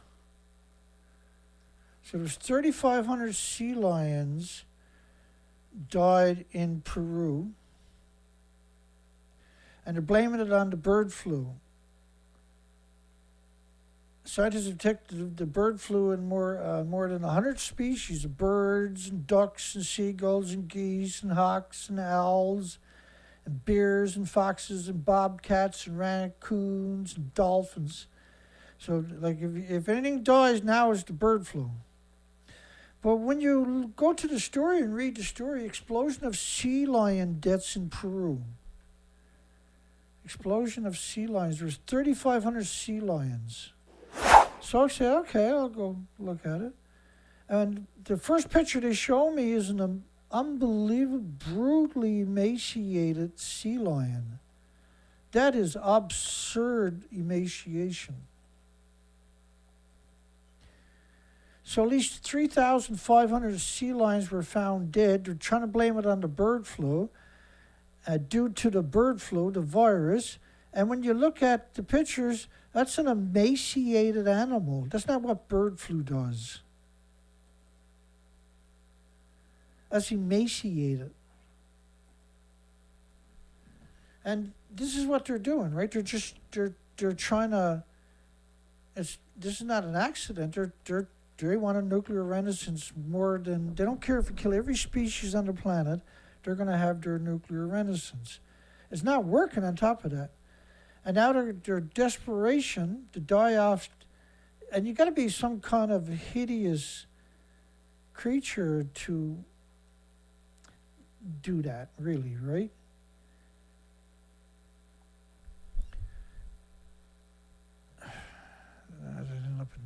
Pneumonia and pregnancy found among dead dolphins on Japanese beach. Pneumonia, which is something you've seen in the human population after Fukushima and Chernobyl and 3 Mile Island, is pneumonia. But that's emaciated.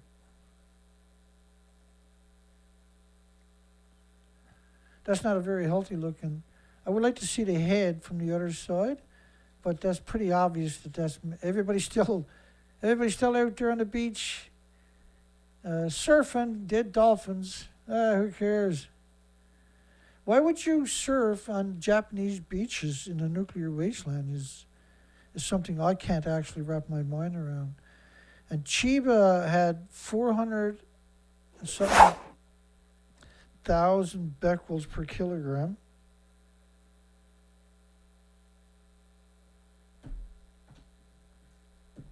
This Chiba was a nuclear wasteland, so every time it rains in Chiba, that whole prefecture, which is right alongside of Tokyo, is washing massive amount of radiation contamination back out to the ocean.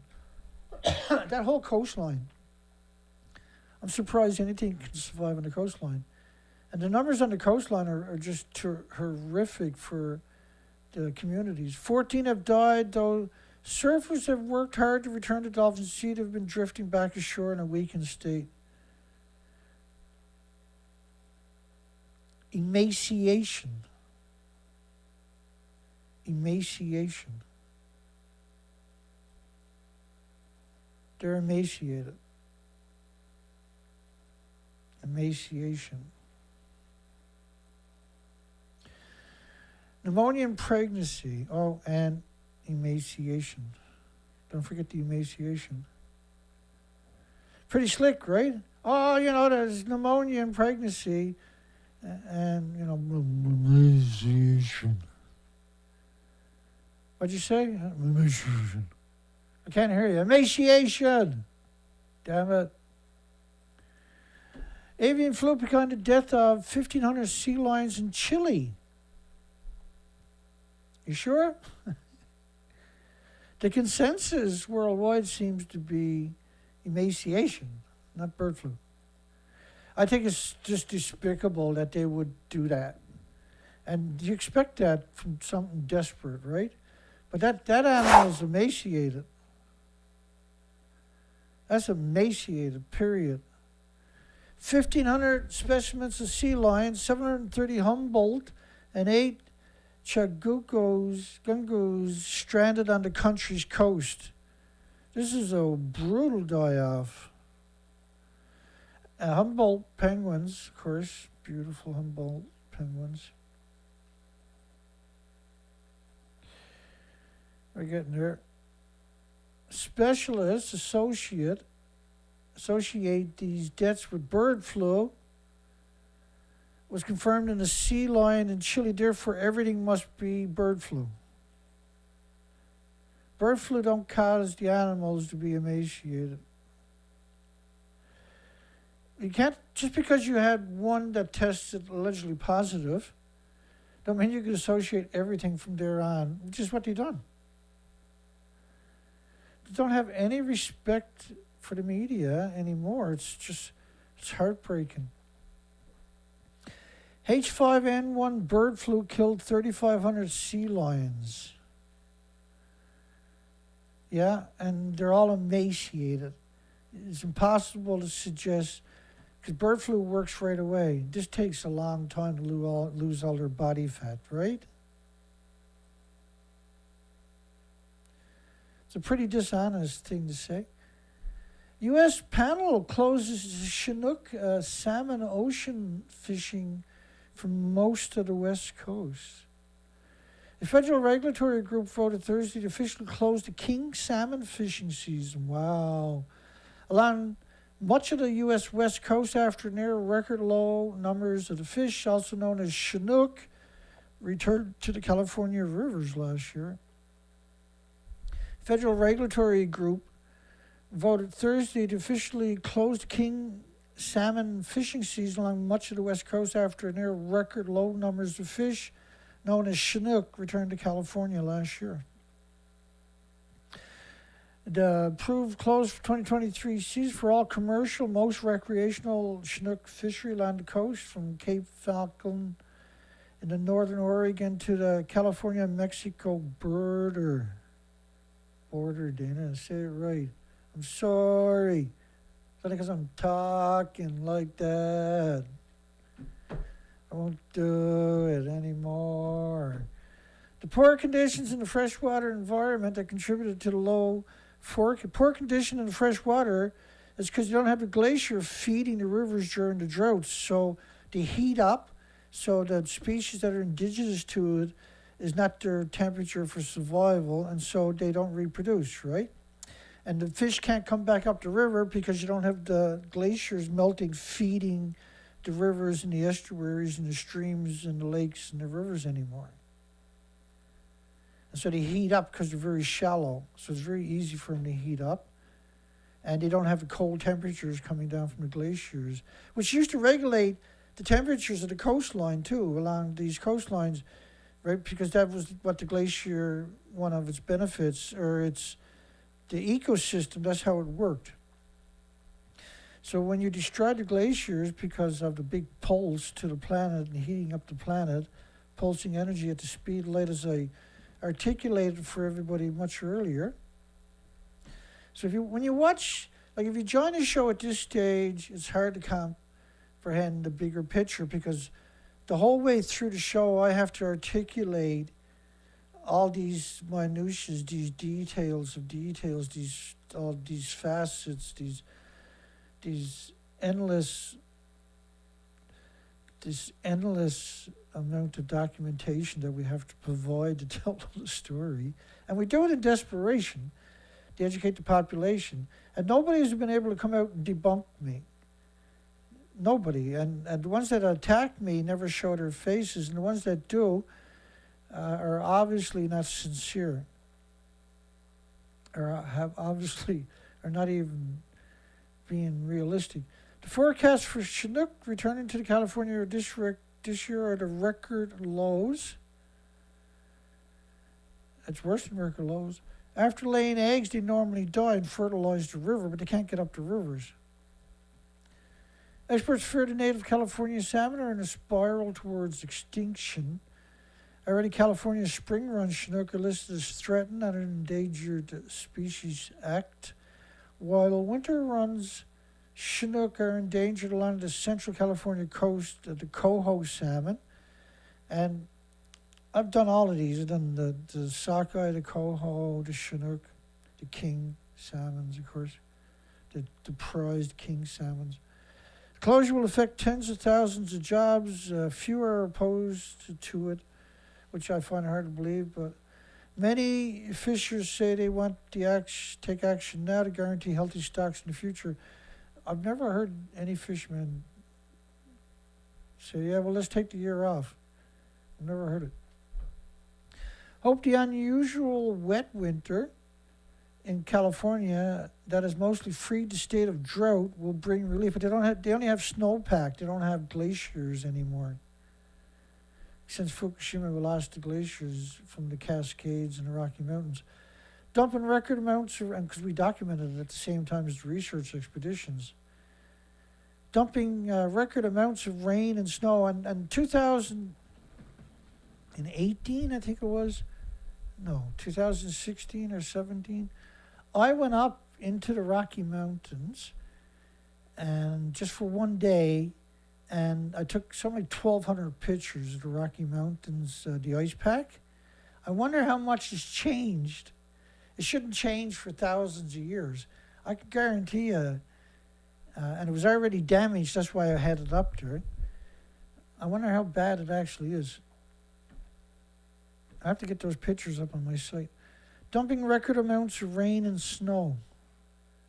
Yeah, but there's no ice pack, right? Too much water running through the rivers could kill the eggs and the young hatchlings. No, what kills them is the temperature. And if you haven't got the glaciers feeding the cold water to regulate the temperatures, which has been doing for eons, then you would have these, because rain only, the rain will only last a certain period, right? And snow melts fast. Good news, bad news on the Florida manatees, which we've seen a virtual extinction of them now. They have a couple programs where they're feeding them lettuce, and they're spending millions and millions of dollars feeding the animals lettuce in desperation so they don't go extinct. Over the past 2 years, lost 2,000. Many died of starvation. And here they're trying to do is, we covered all of it. Many died of starvation. Now they're trying to blame it on algae blooms that killed off the seagrass that you usually eat. But we've never seen pre-Fukushima algae blooms killing off seagrass. But we have documented the seagrass dying off on the research expeditions without the algae blooms. So for this year, scientists have spotted only 215 dead manatees, while the majority have died off. Part of the reason the death toll is down this spring is because there are now fewer manatees. Yeah, because a couple of thousand died off. The fact the manatees aren't responsible for their starvation, you want to see who's to blame, look in the mirror. That's what you should say to the nuclear industry. To replace the missing seagrass, the state spends $250,000 this year buying 3,000 pounds of romaine lettuce a week from a grower down in Belglade. Then scientists spend days and days tossing it into the floating plastic square near Cape Canaveral. Cape Canaveral has huge leaching going on into the estuaries and the streams and rivers. Most of the cost of lettuce feeding first tried in 2022 was covered by donations. What's the difference? If the government pays for it, it's the same thing. Unfortunately, the bay is 6 inches deeper, at least. It's too great of a distance for light to reach the bottom. Well, 6 inches ain't going to make a difference. I used to be a commercial diver, and so 6 inches underwater of depth is not, it's irrelevant. So they're not starving this side of the state. Indeed, they're being killed by the toxin from a persistent red tide algae bloom caused by the death of the phytoplankton from Fukushima radioactive fallout. Yukon River Chinook and chum salmon runs expected to be small again this year. The Canadian-U.S. scientists share forecast of Yukon River. Yukon River, of course, needs the glaciers to keep the river high during droughts, and we don't have glaciers anymore. Has the entire species of Earth been compromised by Fukushima's endless radioactive fallout? And we got a resounding yes. Yukon River Chinook, this was the only salmon they seen. Think about that statement.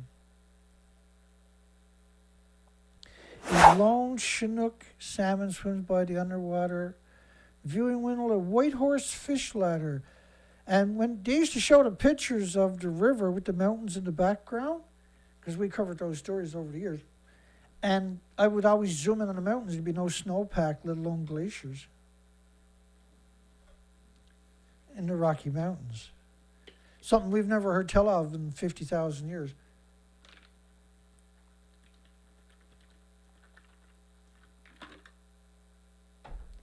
Woo!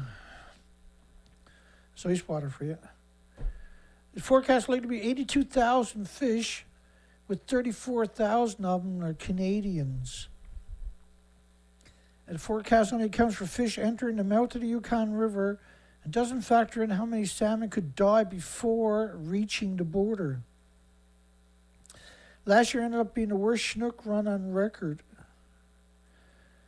41,000, 62,000 Canadian original Chinook were forecast in the preseason, but only 12,000 were actually counted. That's the fourth consecutive year conservation goals weren't met. Meanwhile, all fall chum salmon, which have also seen declining run sizes in the Yukon River, and they're all undersized too, by the way, are anticipated to have another weak year with the more likely run size forecasted at 251,000 fish compared to the historical average closer to 1 million. So it's game over. Jackie Hong is a report for CBC North in Whitehorse. And where you're supposed to have the ice pack, right, which would feed the rivers and regulate the temperatures of the estuaries and streams and everything else. And that never gets talked about in any of these stories. Sea urchin die-off threatens reefs from Florida to Caribbeans. Well, the sea urchin would keep the algae in check, because the algae will run wild. So when you're seeing these big seaweed plumes, is the reason they exist is because the urchins normally that would have ate them didn't eat them. And so once they got clear in storms, washed clear of the gravel and that, now you're seeing big plumes of them because they don't have the predator, which is the sea urchin, regulating them, right? And I used to pick 20,000 sea urchins a day as a diver. I was a young man, very, very long eons ago. I can barely remember. Sometimes I forget I was actually young one time. I do this 24 hours a day, 7 days a week. And that's my resolve, right, is just get a little bit better every show. Don't take shortcuts. Don't omit stuff if you can do the work and involve it. And just be 100% honest, and that's the only way we can have a conversation. And for that, I have been just absolutely demonized. I'm just a humble nobody, really am, right? I'm just a nobody. And I'm just out here, a lone voice in the wilderness that's just trying to educate those that happen to find me, this little lighthouse of reality, and guide them in the right direction so they can make informed decisions, so they're educated. These days, long-spined sea urchins are known as the gardeners of the sea. They tend the algae and the coral reefs they call home, making sure it's never overwhelming their host. And I would go down to be football fields of sea urchins, just football fields, carpets as far as you can see in every direction. And you'd only pick the 3-inch sea urchin. You're getting everything from 2 or 3 inches all the way up to 8, 9, 10, 11, 12 inches, right? And so I only wanted the 3-inch, so you're not going to hurt, right, the carpet. You're only going to pick a fraction of the 3 inches in that carpet. So when people say, oh, you're down there hurting the environment, I loved it. I loved the species because there's a lot going on. It's hard to comprehend if you've never experienced it. But there's this incredible ecosystem, this universe of species that existed. And it was just an absolute treat, an absolute privilege to spend 5 or 6 hours a day on the ocean floor with them. And you would get lost in this fantasy world of marine life. And because when you're picking sea urchins, which is just one of the many things I've done in the ocean, but when you're picking the sea urchins, the shrimps and prawns like to live in the spines. That's where they hang out, so predators can't dive on them, right? And so when you pick out a 3-incher, any shrimps or prawns would have to swim to the next sea urchin.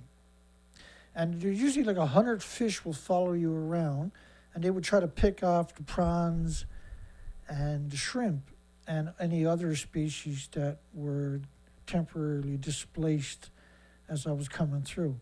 And so it wasn't unusual if you worked one spot when you threw your safety line overboard because you're diving, right? So when you throw your safety line overboard each day, the fish would come in and hang out and wait for you. They got to know you. And they knew you were food for 5 or 6 hour shift. And you see some pretty amazing things. Let's put it this way, you never get bored, and you got scared an awful lot of times. There's many times I couldn't contain my fear. It was definitely one of the most difficult things I've ever done. Most rewarding. So the sea urchins are the gardeners of the coral reefs, right? They stop the algae from overwhelming it. The first time and what they'll do is they'll climb 10, 15, 20, 25, and we'll climb a piece of algae and weigh it down, and then the rest will jump on it. And it takes them a very long time to eat that, and so other ones will grow up and fill in the gap. You'll never get rid of it because algae is prolific, right? It used to be around 700 algae on the West Coast. When I was doing the research, I only found on an average day it was 3 or 4 species and nothing else out of the 6,000, 7,000 highly visible species. I only identified over several years 100, and none of them were healthy. and none of them, of course, can survive what Fukushima's done. The coral covered by thousands of urchins spiked with sharp poisonous spines. I have actually I've had surgery 5 times on my hands from urchin spines. I currently have an urchin spine that went through the palm of my hand and out the back of my hand. And so I had cosmetic surgery done on it to get most of it out, on this one in particular. But because it went right through the bone, they couldn't get it out of the bone. So every once in a while I'll lean on this hand and déjà vu, you know. But I've had 5 different surgeries because of sea urchin spines. So I know a thing or two about sea urchins. They're very painful. Yeah, you couldn't even walk into the water, that's a fact. And now you can, and normally, like, I wouldn't be able to beach the boat anywhere on the coastline because of sea urchins. They would punch a bunch of holes into your boat before you made it to the beach, right? Or the shoreline. Now, we go to shore anywhere. It's irrelevant. You're not going to run into it. You will find them, but they're so staggered, there's no problem to identify them. There was, in the 1983, 6 months before a mysterious disease all but wiped out the population. 1983, a mysterious disease wiped out all the populations that reached throughout the Caribbean, including Florida's reef tract. What else was happening in 1983 could have caused that, I wonder? Oh, that's right, there was massive nuclear detonations going on. There was a nuclear war. Same weapons, same radioactive fallout. The Soviets, the Americans, the Russians, the Chinese, the Indian, Pakistans. Yeah, there was many things could have wiped out instead of a mysterious disease. And so when you go back looking at these, when they talk about die-offs that happened, they refer back. It always seems to be back in this period of where all these nuclear testing went on. Quite the coincidence, if you ask me. Probably got nothing to do with it. Ocean dumping of radioactive waste from 1946 to 1993. Almost 50 years. Just degenerate, despicable, disgusting scum. Terabecquerels at 10 to the power of 12 per becquerels is what a terabecquerel.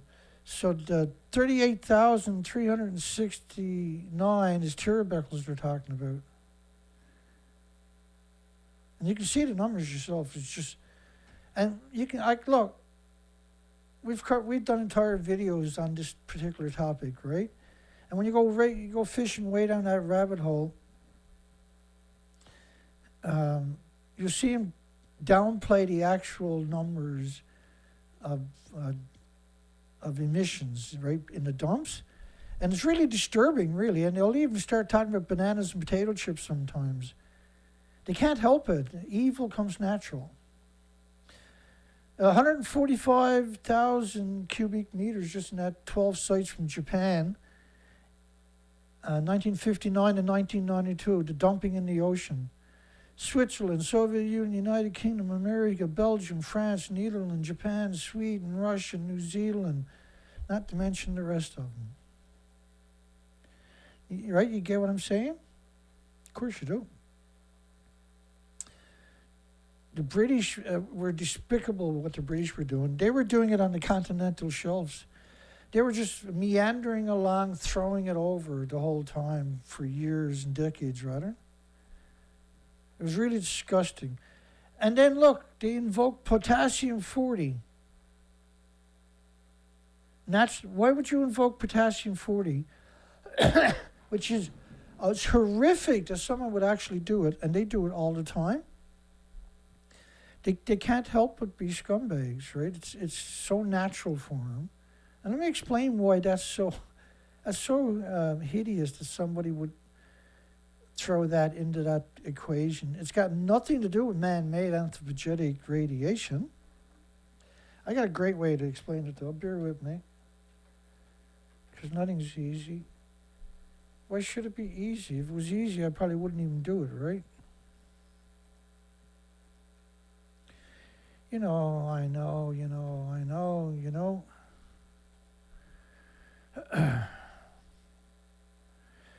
So there's 88 curies per gram of cesium-137.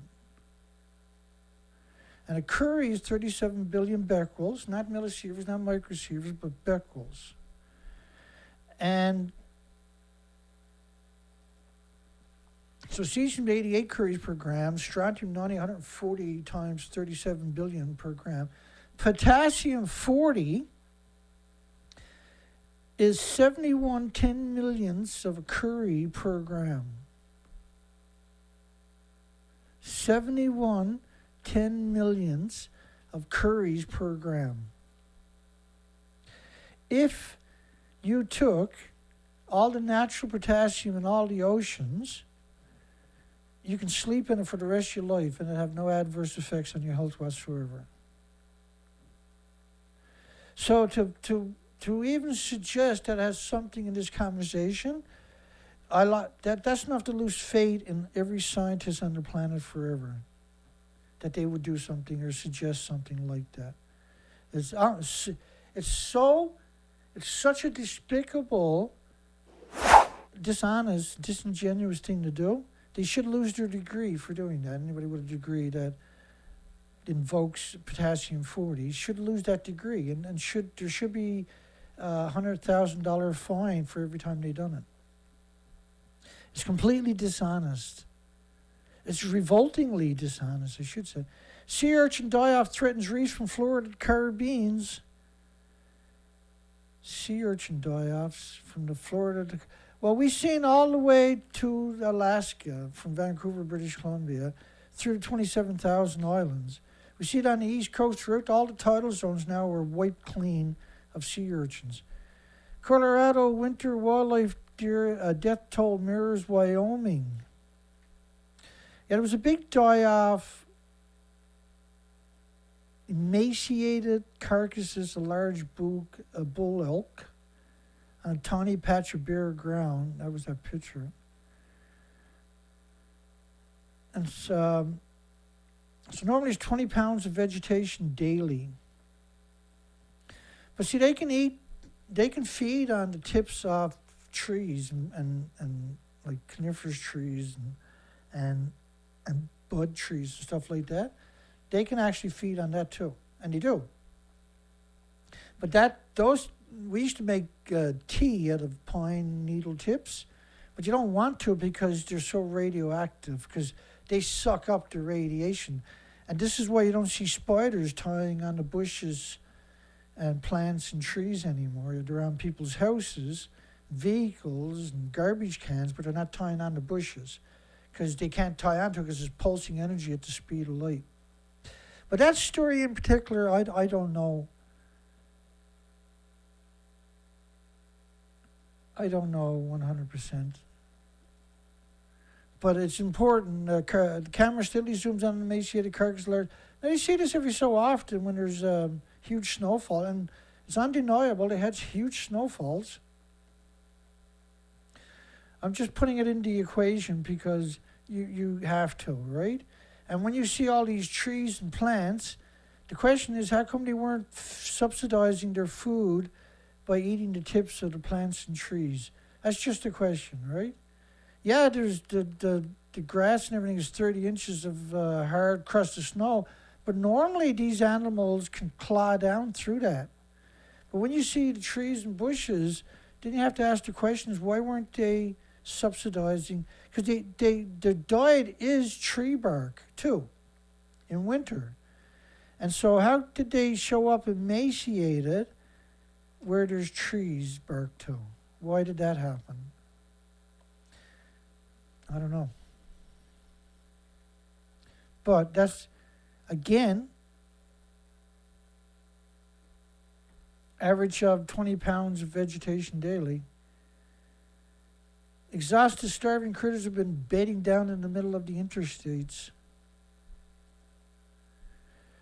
As glaciers retreat, new streams for salmon. So the melting glaciers are creating new streams for salmon. Well, the salmon have a right. They have a reflex. Let's call it that. And their migratory instincts are unbelievable, right? There's nothing they can do about it. They can't say, well, I'm not doing it. No, they're doing it. They're going to go up that river and right to that stream, right to that bed where they were born. That's their instinct, and it's built into them. It's a clock. So you look at an old picture of the estuaries, but the thing is now, when you look at the current mountains, right, this one got cloud on it, but there's no ice pack. There's no glacier pack, rather. There's no snow pack. So the streams are very small. They've already melted over the last number of years. We went along these coastlines for months at a time doing the research. Hi,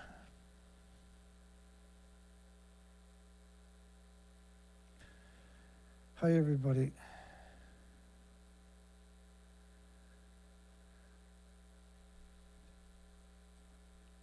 Let's go back to the poll. Has the entire species of Earth been compromised by the massive, brutal, vicious Fukushima, endless, massive radioactive fallout?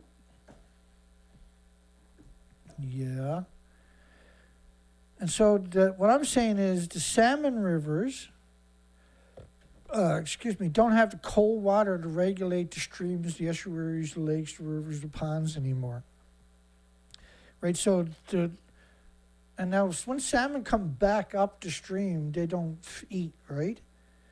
But they do eat when they're young and going down. Gray whale carcasses washed ashore among 300 plus whales unexpectedly dead. They died from blunt force trauma, but the animal was emaciated. And how many times have I seen that exact same sentences over the years? Because you couldn't get out of the way or was already dead. The marine mammal was emaciated. We know the records show there's only 1,200 strikes, so not every strike is going to result in a dead whale on top of that, right? Since we've been keeping records. The mammal was emaciated. Let's try to burn through the rest. Every dead dolphin found in New Jersey since December, why are they dying? The sperm whale and 2 humpback whales washed up on a New Jersey beach.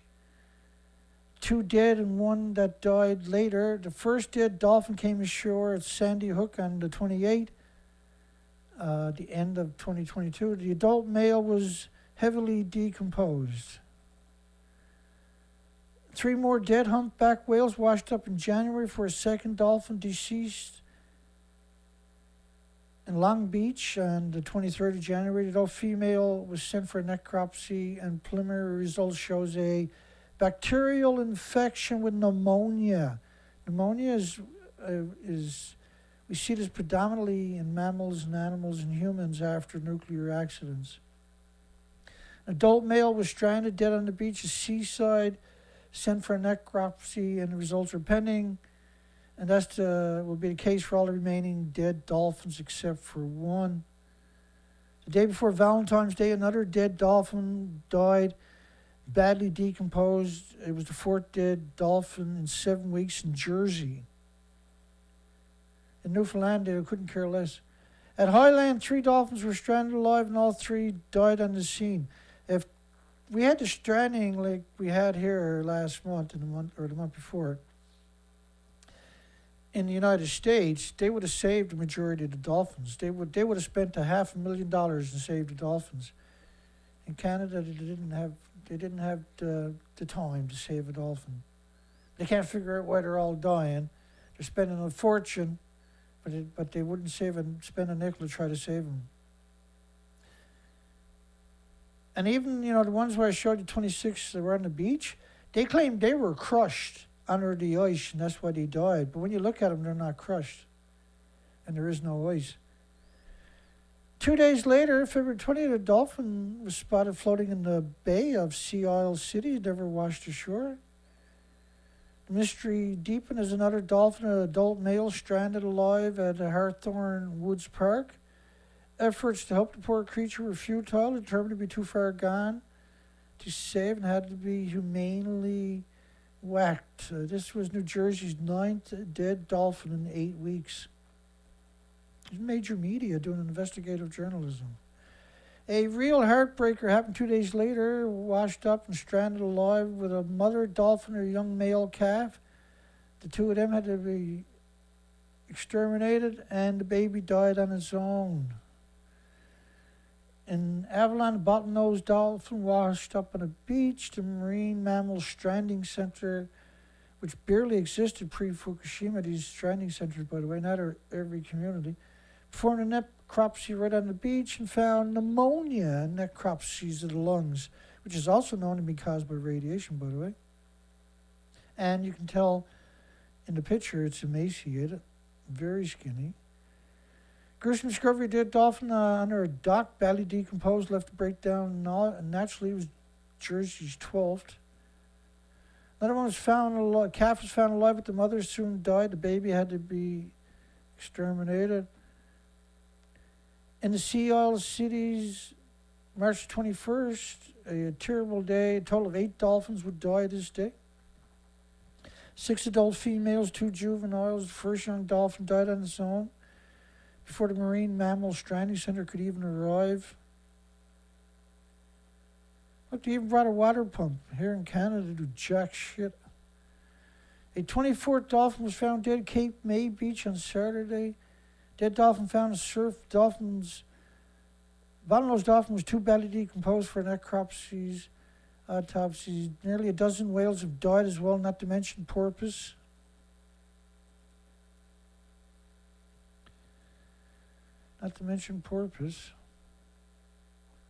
Insect decline also occurs in forest.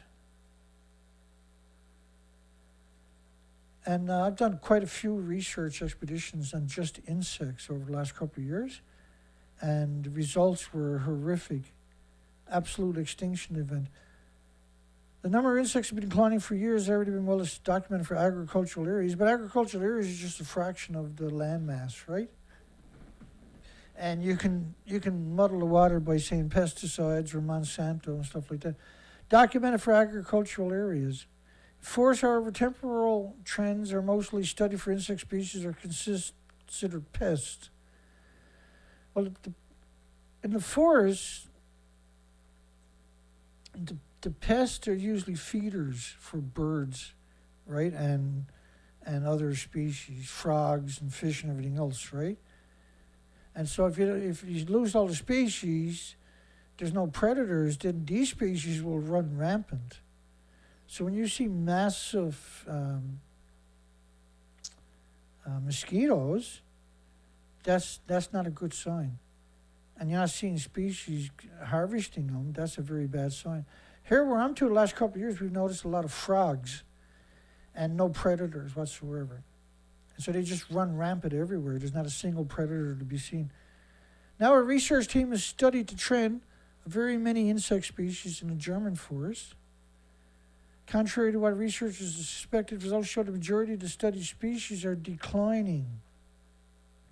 And it's something I'm paying a lot of attention to in the last couple of years is insects, and because there's so many species dependent upon them. We've always done it, right?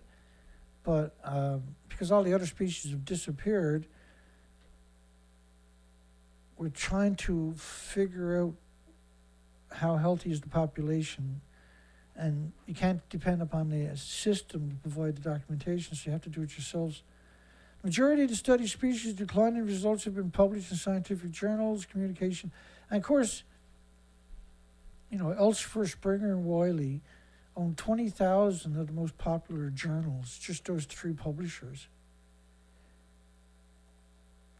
And the majority of it's put on a paywall.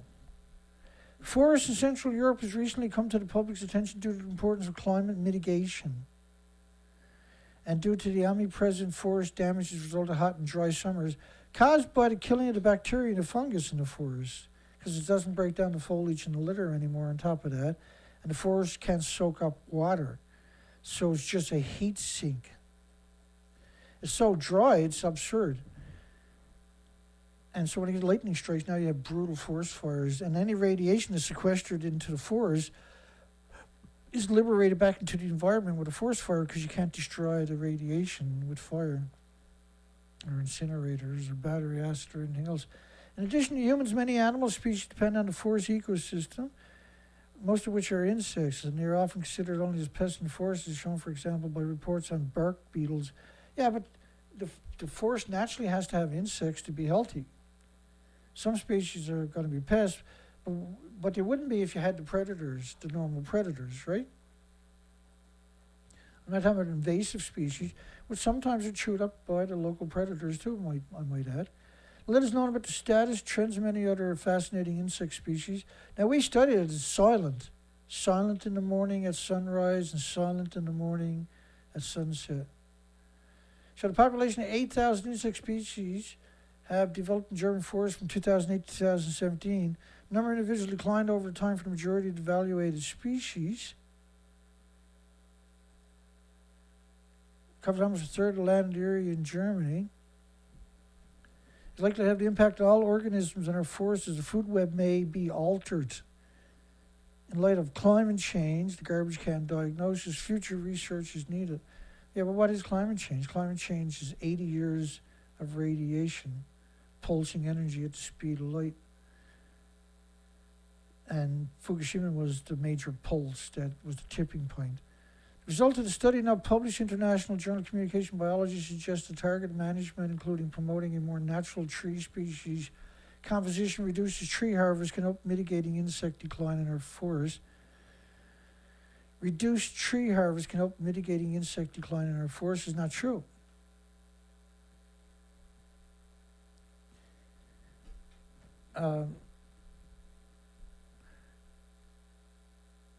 Because the insects are already gone, right? We've done the research. Cockroach sex is evolving in response to pesticides.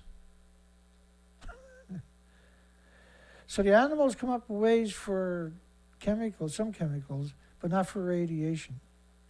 Right? They can't beat radiation, but they can modify, particularly the cockroach. So they started avoiding what's known as sweet poisons. So cockroach populations around the world that no longer like sugar, because they were using sweet poisons to get the cockroaches. Cockroaches adapted.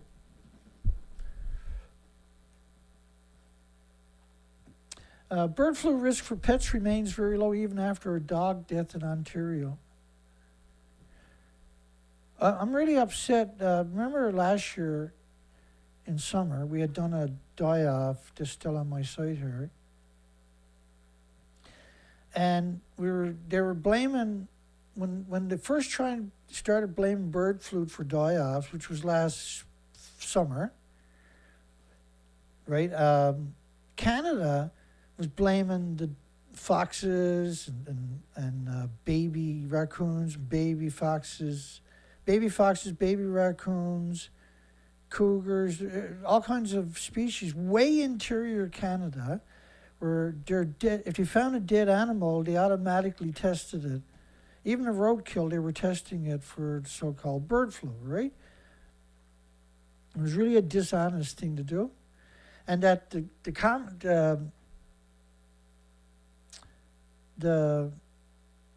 can't remember the big colonies of birds, even though I research them all the time, my tongue is tied. You know, the deep divers that dive all at the one time into the ocean. I'll come up with it in a minute anyway. Because we talk about it many times. Tonight my brain is caught up into many other things. As the avian influenza continues to spread in Canada, even affecting mammals, which, like,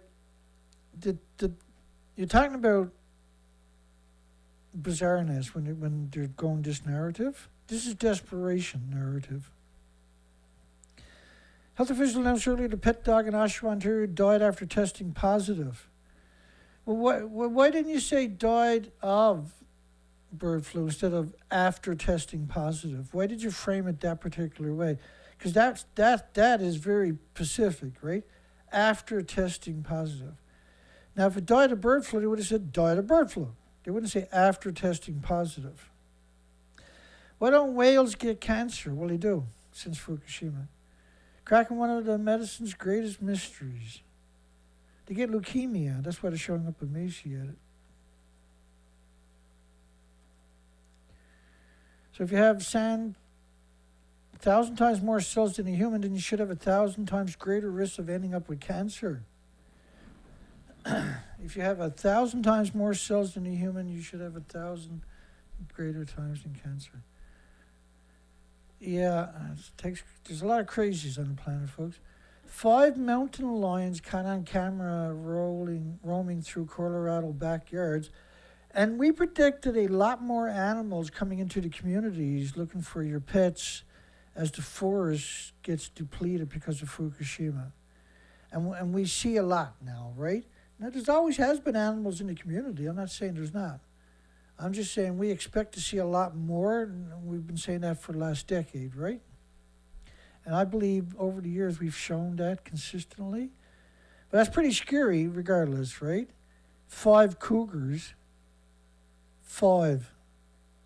I encountered 2 up on the wild west coast, and it scared the daylights out of me. That was unbelievably intimidating.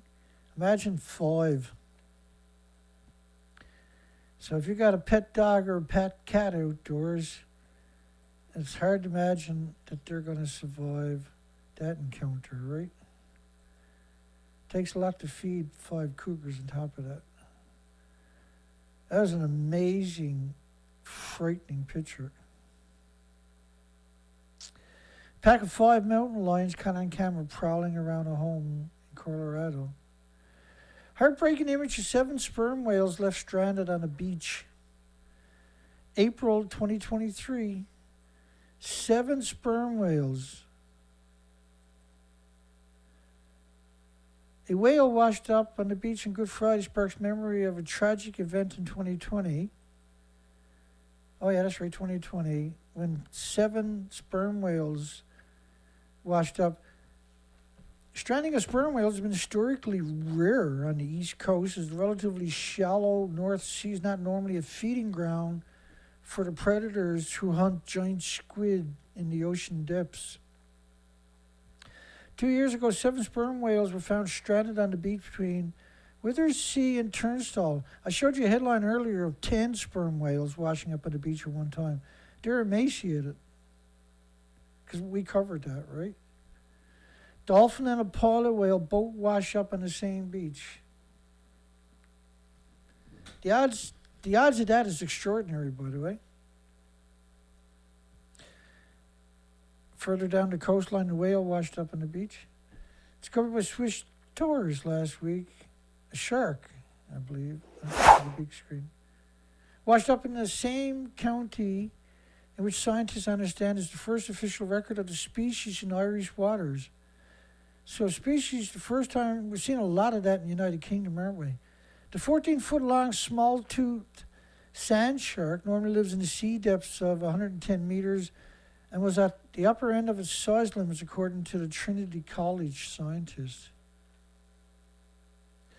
And they were surprised to see it in Wexford. It was thought to be distributed only as far north as the Bay of Biscay in the eastern Atlantic Ocean. And the size of the shark was amazing. Millions of jellyfish, creatures set to wash up in California beaches. That's probably the bird flu. Jellyfish can get bird flu, Dana. I never said nothing.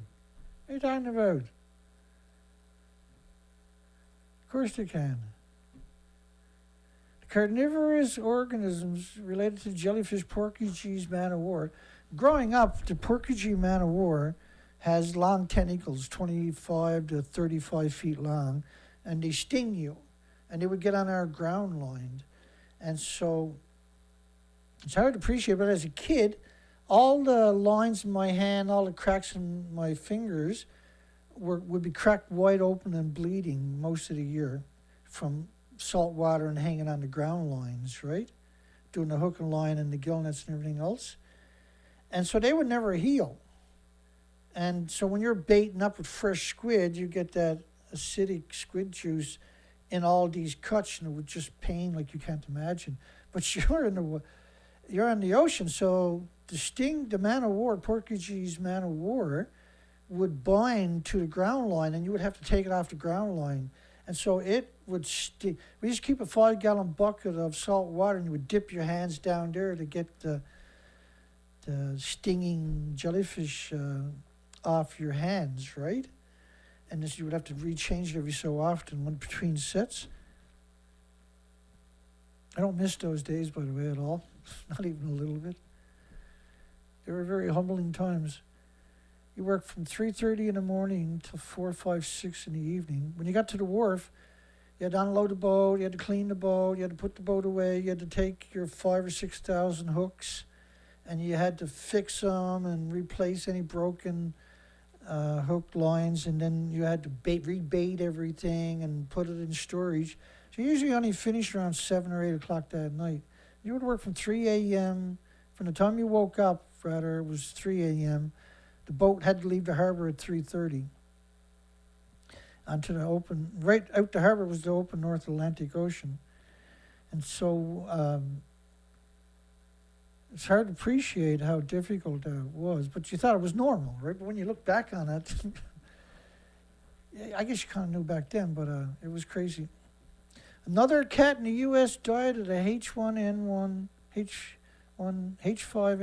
bird flu.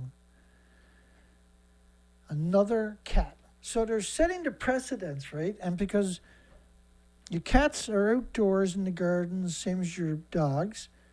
And what do they do when they come home? They're licking their feet. And where's the radiation going to gather up when they're outdoors? Is on their feet. So this is why you're seeing so many cats and dogs with tumors. New case reported in Nebraska, and 2 other cases, older cases were in Oregon. Well, they could be false positives, see? As easy as anything. Why are you checking them in the middle of nowhere, though, for H5N1 virus?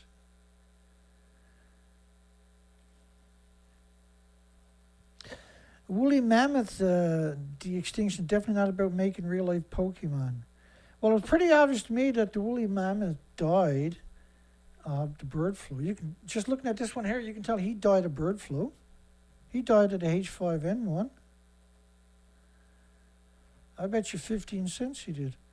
Veterinarian research not able to identify clear cause in the deaths of sea animals, which is the media must be freaking out. Well, take that down and put up bird flu. You can't put up a headline saying you don't know what caused it. If you don't know, call it the bird flu. Dozens of dead sea animals washed up ashore this year in North Carolina, Crystal Coast beaches, and officials say they haven't been able to identify a clear cause for the deaths. That's bucking the system. The system must be something pissed off with these people. Fish, sharks, stingrays, and birds, some of the animals that washed ashore. That sounds like bird flu to me. Bird flu killed the woolly mammoth and the cavemen. It sure as hell could have killed the fish and sharks and stingrays, Dana. I hear you, man. I'm with you. I'm all with you. Why not vaccinate chicken against avian flu? These are maniacs, eh?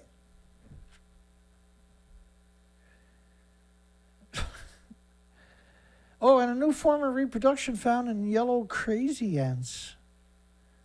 Don't care. Why don't many countries vaccinate their bird herds when finding one case can mean massive culls? There's a lot of speculations over the years. Originally, the bird flu we assumed was contaminated radioactive feed.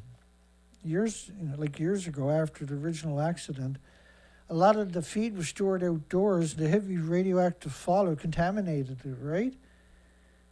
And that was a good way to slow down the poisoning of the population, because you can trace the poisoning back if you had a huge amount.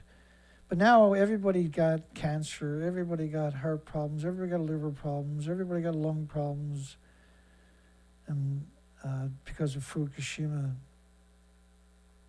Mystery over UK harbour seal deaths may soon be solved. So they shouldn't have any wrinkles, is one of the first things you're looking for.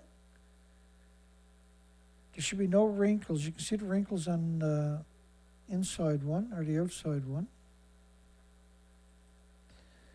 The wrinkles are only caused by poor nutrition, aka starvation. Is cat poop runoff killing California sea otters? Maybe it's bird poop. Maybe all the seagulls pooping. Maybe it's because remember the study a couple of years ago we covered it was a caterpillar. The excrements from the caterpillar, said one scientist, was accelerating global warming. Is cat poop runoff killing California sea otters? Well, sea otters are eating filter feeders, eat clams and shellfish. They're filter feeders, and they bioaccumulate radiation at 125,000 times more than a fish would. So they're really susceptible. On top of that, they're very vulnerable because they eat shellfish, right? Like abalone and scallops and stuff like that. These are the first case dates back to 2020, and the others surfaced in 2022. They have severe inflammation of the fat throughout their bodies, and radiation will bioaccumulate in fat 9 times more than it will in the blood. In some of the studies that I've seen. Marine experts investigate after more than 30 dead Camp Riley sea turtles wash up on South Mississippi shores. I got no idea. 8 dolphins die after becoming stranded on New Jersey beach. You won't see that on the east coast of Canada, trying to solve it. Avian influenza kills Jackson cougar. And what we've seen started since the last summer, 2022, was all roadkill was sent into the same government agencies and being tested for the alleged bird flu. And so you're going to get false positives, and that's the ones they're going to report on. And they just need a couple of that to quantify, suggest those types of suggestion. It has also killed a fox in Hot Spring and 3 other Wyoming pumas, 2 in the Bighorn counties, 1 in Natrona County. So killed 3 Wyoming pumas, bird flu, and the dinosaurs, of course. She was positive for bird flu as well as pneumonia. Well, I wish they would show us a picture of the animal so we can see if it was emaciated instead of these generic pictures. 3rd whale in a month beaches itself and dies in Bali. 3rd whale in a month. That's emaciated. Period. The sperm whale, making the 3rd whale to beach itself in Indonesian islands in a little over a week.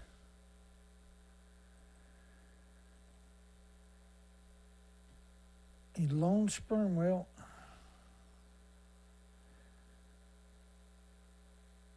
And only weighed 2 tons, for goodness sakes. It was skinny and sickly. I think skinny and sickly is the same as emaciated, isn't it? Has the entire species of Earths been compromised by Fukushima endless, massive radioactive fallout?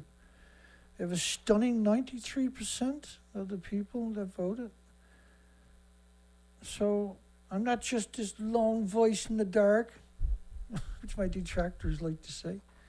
3rd whale found dead on Bali Beach this year. What's causing it? You know, they're emaciated. They're emaciated. They starved to death. That's what's causing it. Fukushima. 7th dolphin washed ashore Wednesday in Middletown area. That's emaciated. And caused the increases in whales and dolphins' deaths.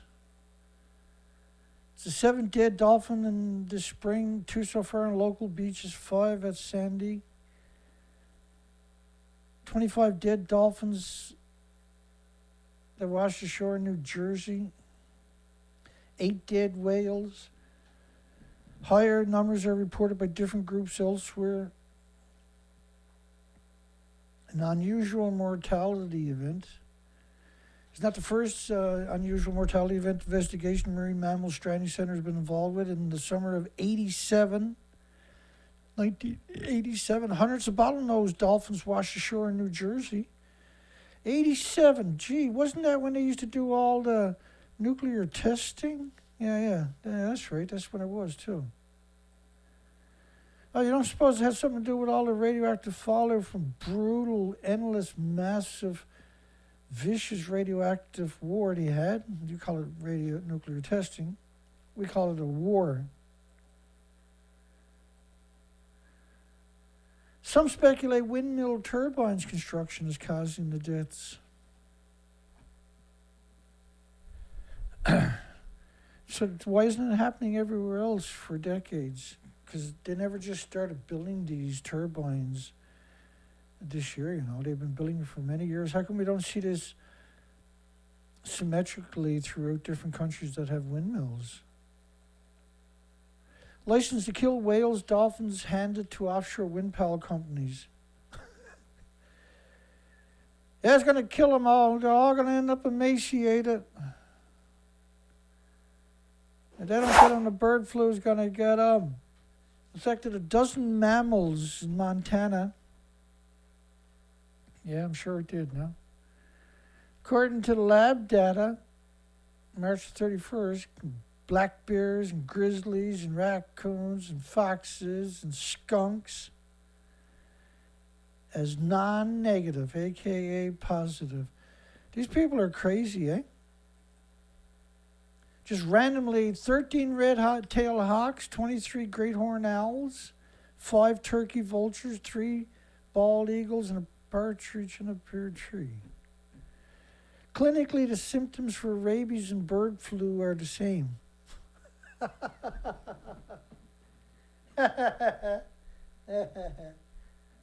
we're almost through, thank God.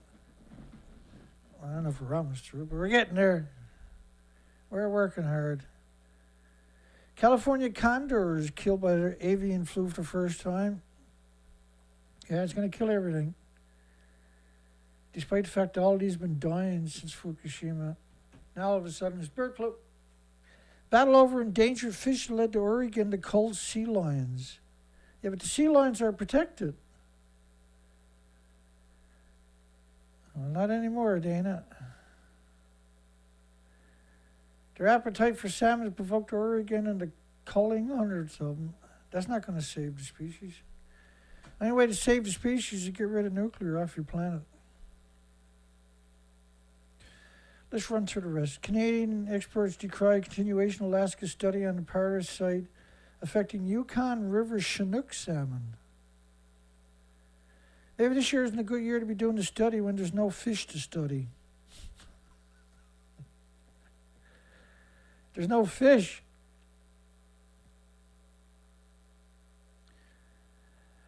Alaska research continued a controversial study this year on a parasite in Yukon River Chinook salmon that requires killing hundreds of salmon. Because, the glaciers are gone, the rivers are heated up and allowed these parasites to exist, right? So you got to take 720 Chinook for the study, but there's hardly any there. It's going to push the fish into extinction. Whitehorse Fish Ladder sees heartbreaking low of just 13 Chinook salmon. Wow. Holy shit, eh? 13.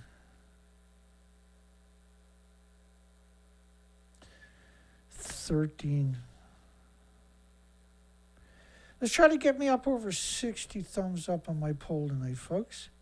Because we're almost through this. We got 56 votes. I guess 56 votes. We just need 5 more votes to get me over 60, to get me to 61. Can we pull that off tonight? If anybody didn't vote, consider starting up a count and voting before the show's over. Just kidding. Don't do that. I'm just being silly. Last year there was 274 salmon, which is lower than the annual average of 1,000 up that little river, apparently. Bless their hearts. The part of the river usually sees between 100,000 and 500,000 Chinook every year. This year, there were 44,000 Chinook counted there. So that's pretty dismal, isn't it? We're seeing that, all these stories. Footage appears to show Florida Fish and Wildlife officer killing snakes. Because the snakes were illegal, so they weren't actually illegal, but he actually had the paperwork. He just couldn't find it quick enough. So they killed all of his snakes right in front of him, right at his business. I got him smiling and laughing about it. Because they love you so much, you know. McAdams said the officers misidentified a boa constrictor and killed it with a nail gun to the head. And also killed 29 reticulated pythons and 5 Burmese pythons. It said to have been issued a conditional species permit, which would have been grandfathered the animals illegally, despite the prohibited rule. Hard cases, man. They just wring their necks. We're wildlife conservative officers, by the way. If you believe that, I got one for you. We missed something. Here we go. Let's get back on track. Almost 200,000 antelope and dead deer from winter kill.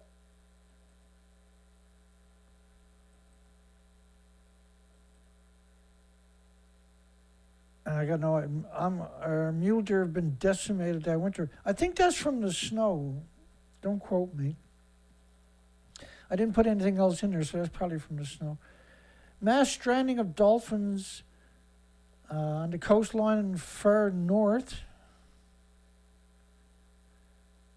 Look at all the people out there. Bless their hearts, eh? I love people like that. I just adore people like that.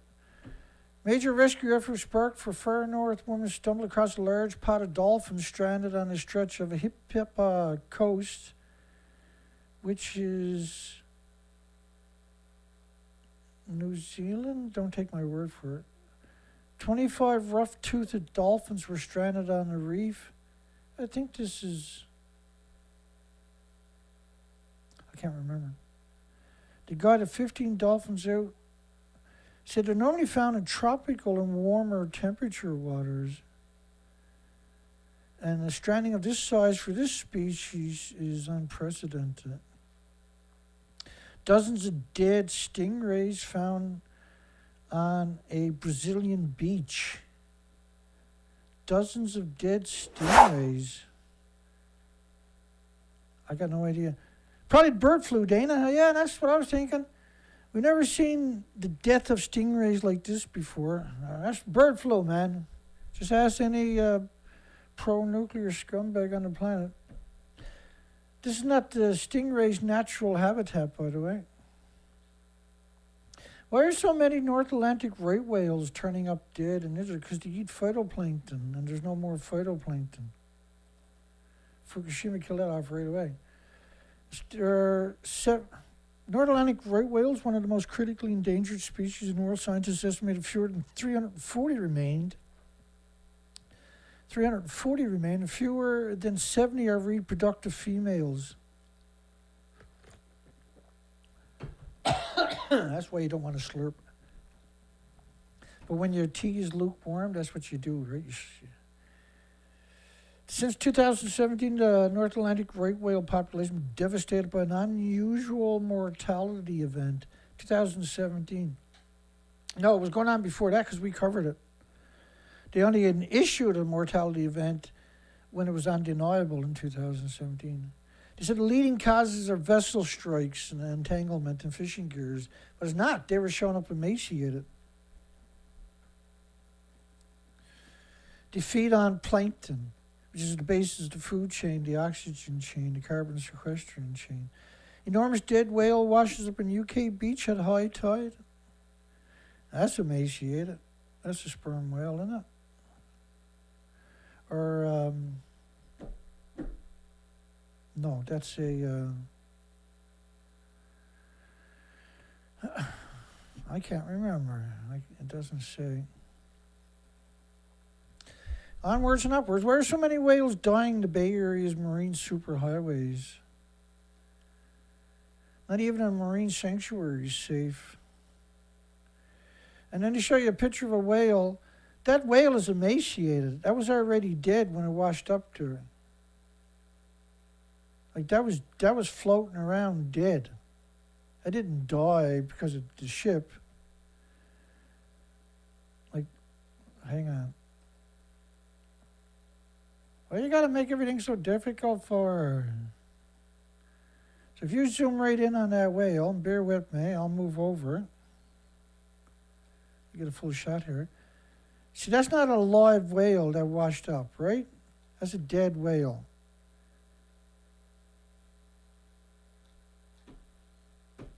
Who's with me?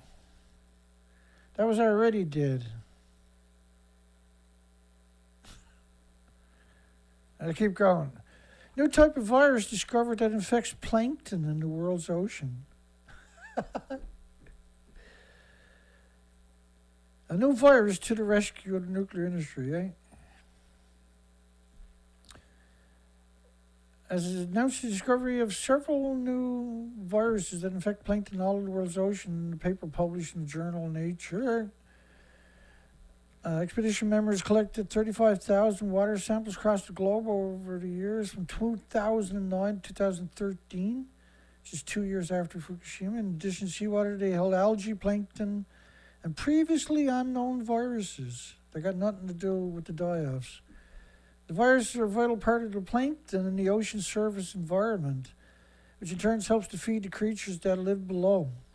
So the creatures need the virus, same as we need bacteria. We can't survive without the bacteria ourselves, right? Is it too late to save the Japanese giant salamanders? They grow about 5 feet long, and Japan is a nuclear wasteland. There's a $20,000 reward authorities seeking boaters who drove through sea lions. $20,000 reward for that guy. But out in Oregon, shooting the sea lions is legal. Long reviled as ugly, the sea lamprey finally gets some respect. And the sea lamprey is ugly. I mean, that is ugly, right? That's the stuff of nightmares for a lot of people. But they're beautiful creatures. They're amazing. The sucker-mouthed marine lamprey has been dismissed as grotesque and a threat to the sports fishery. But fisheries managers in the New England and the Pacific Northwest are recognizing the ecological importance of lampreys in their native waters and stepping up efforts to help them. Apparently they're being exterminated. The fish ladders ought to be used to diminish the lamprey. Thousands of sea lampreys pass upstream. This is a predator wipes out the Great Lakes lake trout fishery, they said. Literally sucks the life out of their host. Namely, small-scale fish like trout and salmon. But if that's true, why this spring is trout unlimited? So there's no limit to trout this spring up there. There's no predators anyway. No bird predators, right? And why will the Connecticut River Conservancy, Fort River Watershed Association, the Biocitizens Environmental School rescue stranded sea lamprey larvae? So they're rescuing the larvae from the sea lampreys. The lampreys provide food for insects, crayfish, fish, turtles, minks, otters, vultures, herons, loons, ospreys, eagles, and hundreds of other predators and scavengers. And the larvae embedded in the stream bed maintains water quality by filter feeding. Adults die after spawning, and they infuse sterile headwaters with nutrients from the sea. So they're a single creature that most people consider hideous is of vital importance to the ecosystem. I think stories like that are just wonderful, right? The reason why insect numbers are decreasing. Throughout the world, we're witnessing not just a decline in the number of individual insects, but the collapse of insect diversity, which we've been covering for quite a few years. For example, loss of bumblebee diversity resulted in concomitant decline in plants that rely on certain bumblebee species for pollination. Generally speaking, a decline in insect diversity threatens the stability of ecosystems. Fewer species means that there are fewer insects capable of pollinating plants and keeping pests in checks. And of course, this also means there's less food available for insect-eating birds and other animals, and their continued existence can thus be placed at risk due to decline in insect numbers. As I showed in the research expeditions over the years, they've been decimated by Fukushima.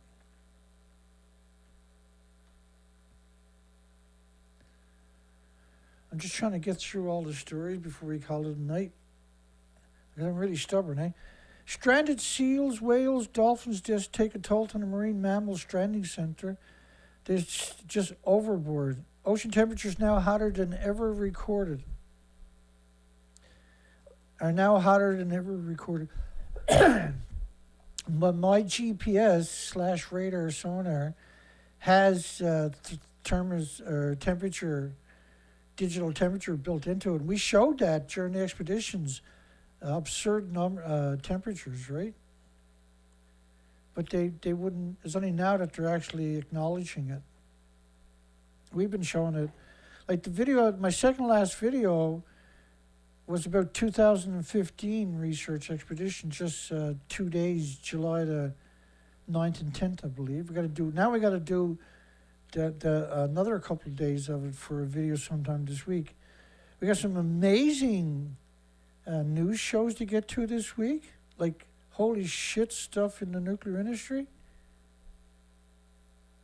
With ocean temperatures setting new records, the rapid onset of a new El Nino in the months ahead could spell trouble for the world. Oceans began setting new heat records on a near daily basis.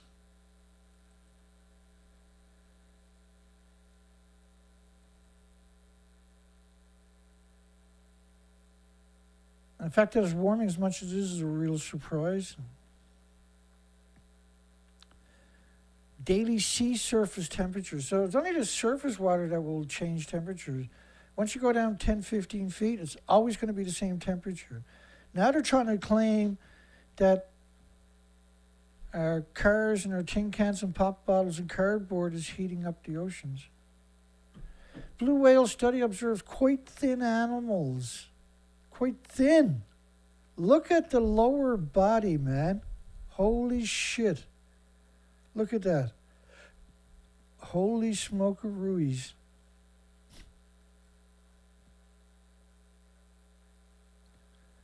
Holy shit. Half a whale. Skinny. Skinny.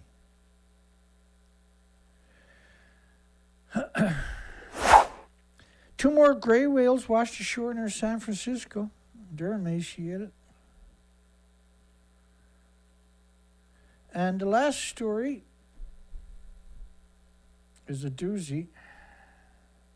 Are New Zealand's marine heat waves a warning to the world?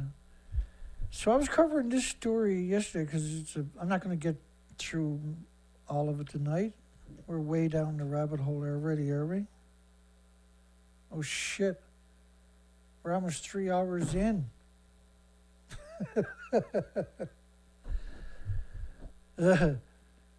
What a hard day it's been, too, putting all this together. I'm burnt out. Well, this is the last story, and I'm not going to go through the nuts and bolts, because that's the end of the show after we get through this. But this is a shocking story. They're heating at an unparalleled rate around New Zealand. Scientists are starting to understand what it might mean for the marine ecosystem. And they show whales a lot of this stuff for some reason. Fish roil at the surface of the bay, flickering through the water, reflecting the winter sunlight, floating belly up, stunned and dying. Even as we thought ahead to the evening meal, though, they felt a pang of worry. The fish have been breaching for months. Masses of them through April, May, June, July. Entire schools died flapping in the bays. And these are offshore fish that normally live in deeper, colder water.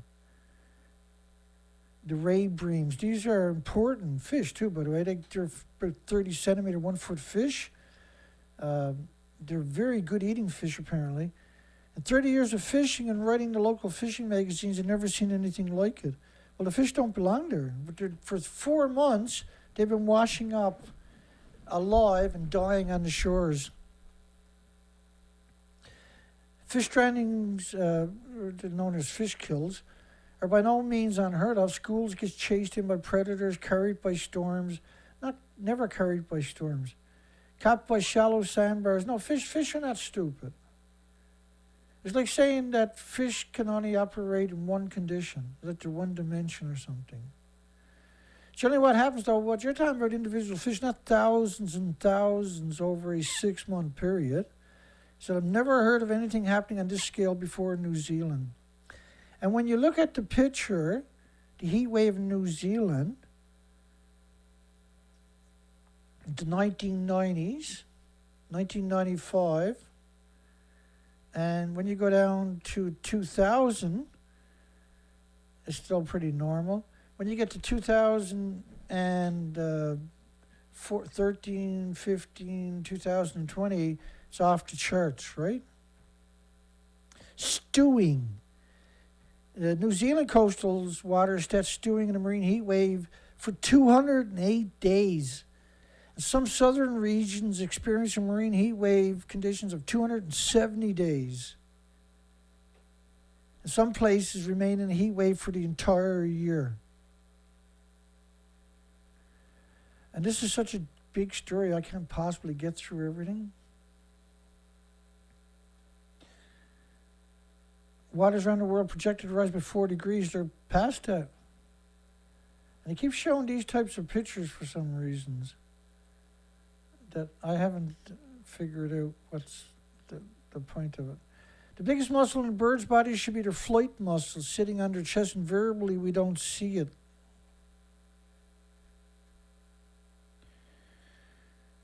The world's smallest penguin species, the fairy penguin, the beautiful blue feathers shine. The tubby birds are often spotted wading together along the dunes of the North New Zealand coastlines.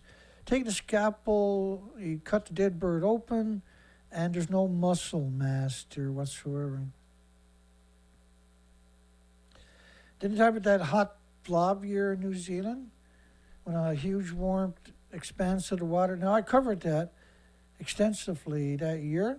That blob was Fukushima. Over the last decade, found that a large hot blob event had killed more than 1 million seabirds in a year. Well, like we covered all of this. The birds died of starvation. And they didn't show up in the normal migratory runs like they were supposed to. And the ones they did find were all emaciated, and that there's the species, the migratory fish that they would normally, or the krills and anchovies and capelin and squid and everything else, didn't show up. Carefully inspecting the toddy frame, you saw all the signs they were starving. No fat, no muscle mass, thick, dark blood in the guts. When the heat wave hit New Zealand again in 2022, the dead Korowa began washing up on beaches in their hundreds. 183 dead one day, 109 another. The Department of Conservation concluded the birds had died of starvation. And that was symmetrical. And so there's such a long, detailed story about this. They're going to talk about greenhouse gases and global warming and everything else. But what was the catalyst of not greenhouse gas, but global warming, is radiation. It's pulsing energy every second. The plumes cover the entire planet. The map shows marine heat waves in the waters around New Zealand. The colors indicate either moderate, strong, or severe, or extreme. And so, wow, man. So the gray mass is New Zealand. Everything else is the ocean. So this is an unprecedented heat wave. And this was the continental turning point, right, for migratory species. Species that made it this far are normally going to stay here for a while and then go back on their reversed or migratory route.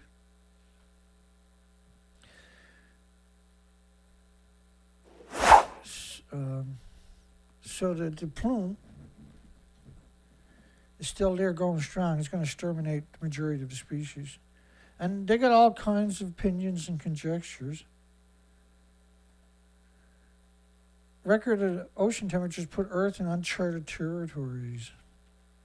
The melting Arctic ice predicted to cause rapid slowdown of deep ocean current by 2050. Whenever you hear the word, and we hear this all the time, this 2050 stuff, right? This is happening now, what we're talking about. It's not happening later. This is now. We got 59 votes, so we need 2 more votes. If there's 2 people out there that never voted on this marathon, consider voting. We got up to 59. That's pretty amazing. We're at the end of the show. I wouldn't mind getting 1 more or 2 votes before I close the poll down. I'll do what I got to do, though. It's a long show, so that's the show for everybody. Apologize for such a long show, but I don't apologize to the species because they deserve a lousy 3 hours of our time. It's a ridiculous amount of work. And I'm doing a lot of projects because we got to, I'm not healthy enough, I suppose, but we got to think about research expeditions and stuff again this year before the species are completely gone. And we're struggling, but we'll do the best we can. So the poll is currently at 59 votes. We're waiting for 1 more vote to come in, and we'll call it square. Or maybe we'll call it square anyway. What time is it here? Let me see. Oh, that's 3 hours, for God's sakes. I guess we'll have to give it up. No wonder my throat is so tickled. It's excellent. An excellent amount of, absurd amount of information tonight. And that's the way, these are so difficult shows, because there's more of it in one sense, but they're very difficult shows to put together and tell. And like, I'm at this all the time. And so as I'm gathering all this up, each day I'm gathering little bits up. And then I'll sit here and do a 3-hour show on it. But it's really hard, right? Because I'm at this all the time. And so I'm doing nuclear, and then I'm doing die-offs or marine life stories each day. And you can't tell them all, and you can't put them all in the description underneath the video either, right? But you know, if you go back my second last video I done, and that helps bring this together, this tonight's show together for everybody. Well, we surpassed my 6th day. And we got 61. Woo! Woo! Woo! Woo! Woo! Woo! Woo! Woo! Woo! I'm happy with that. 61 votes. We're going to end the poll in 61. Hugs for everybody. Thank you, night. God bless everybody. Hugs for everybody. Madness. It's just like it's madness. The whole story is just, it's madness.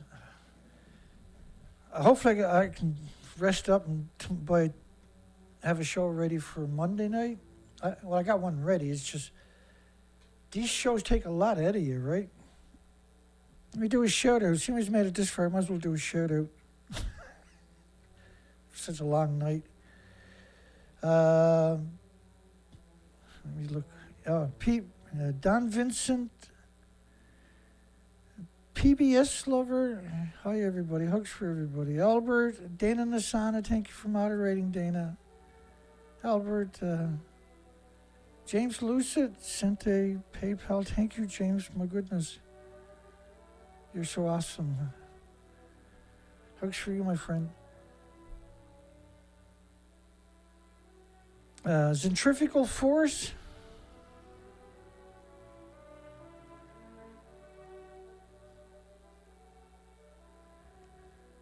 Good night, everybody. Nabi. Jesse Hoffman. I know I seen Stephen Young there earlier. Hugs for you, Stephen. I hope you're out there. It's a long show for people. Again, there's nothing I can do about it. That's the way these stories... These shows are usually pretty long shows because die-offs... We shouldn't really just skip through a die-off show. You can do it with some nuclear shows, right? But not die-offs. Maritime Slave. Stephen Young says these die-off shows are hard to take. Yeah, they really are true. That's 100% true. Gabriel Tree Roof. John Curtis. I'm just going up through the names. I'll come back to the most common names in a minute.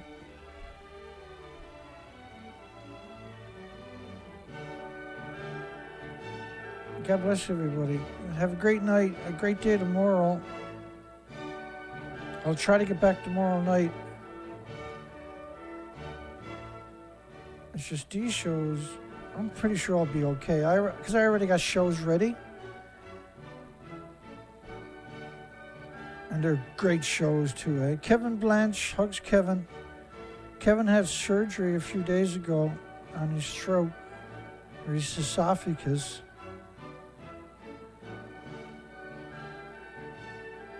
And we're almost up through Angel's Place. I know Colette is out there. I've seen her comments on the weekend videos. Hi, Colette.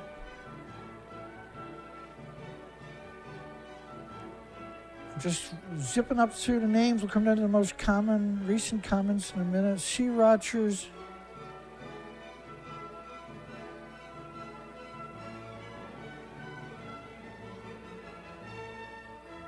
And we're almost up through the comments. Now, I only get a fraction of my comments on the inside. I won't get all my comments. And did I miss anybody? No, looks like I got everybody. Extra hugs for James Lucid. God bless you, my friend. Have a great night, folks. We'll see everybody hopefully tomorrow night. These are such difficult shows on me. We'll see how I feels. I do feel good because of the heart surgery and got a couple months recovery in. These are difficult times for everybody.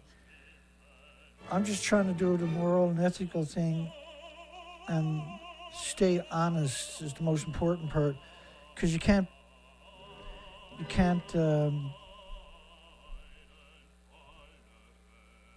educate people without being honest, right? Port Angeles.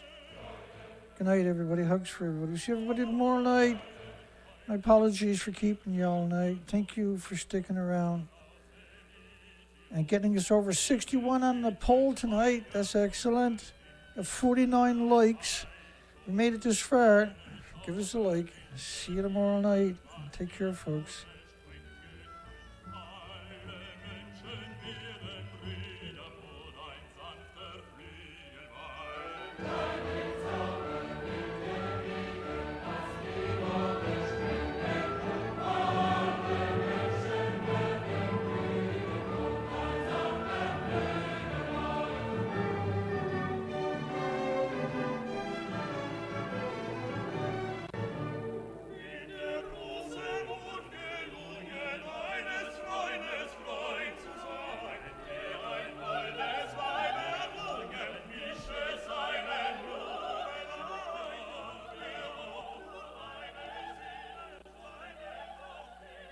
Yeah, if you make it this far, don't forget to give us a thumbs up. It actually really does help. Take care, everybody. Have a great night.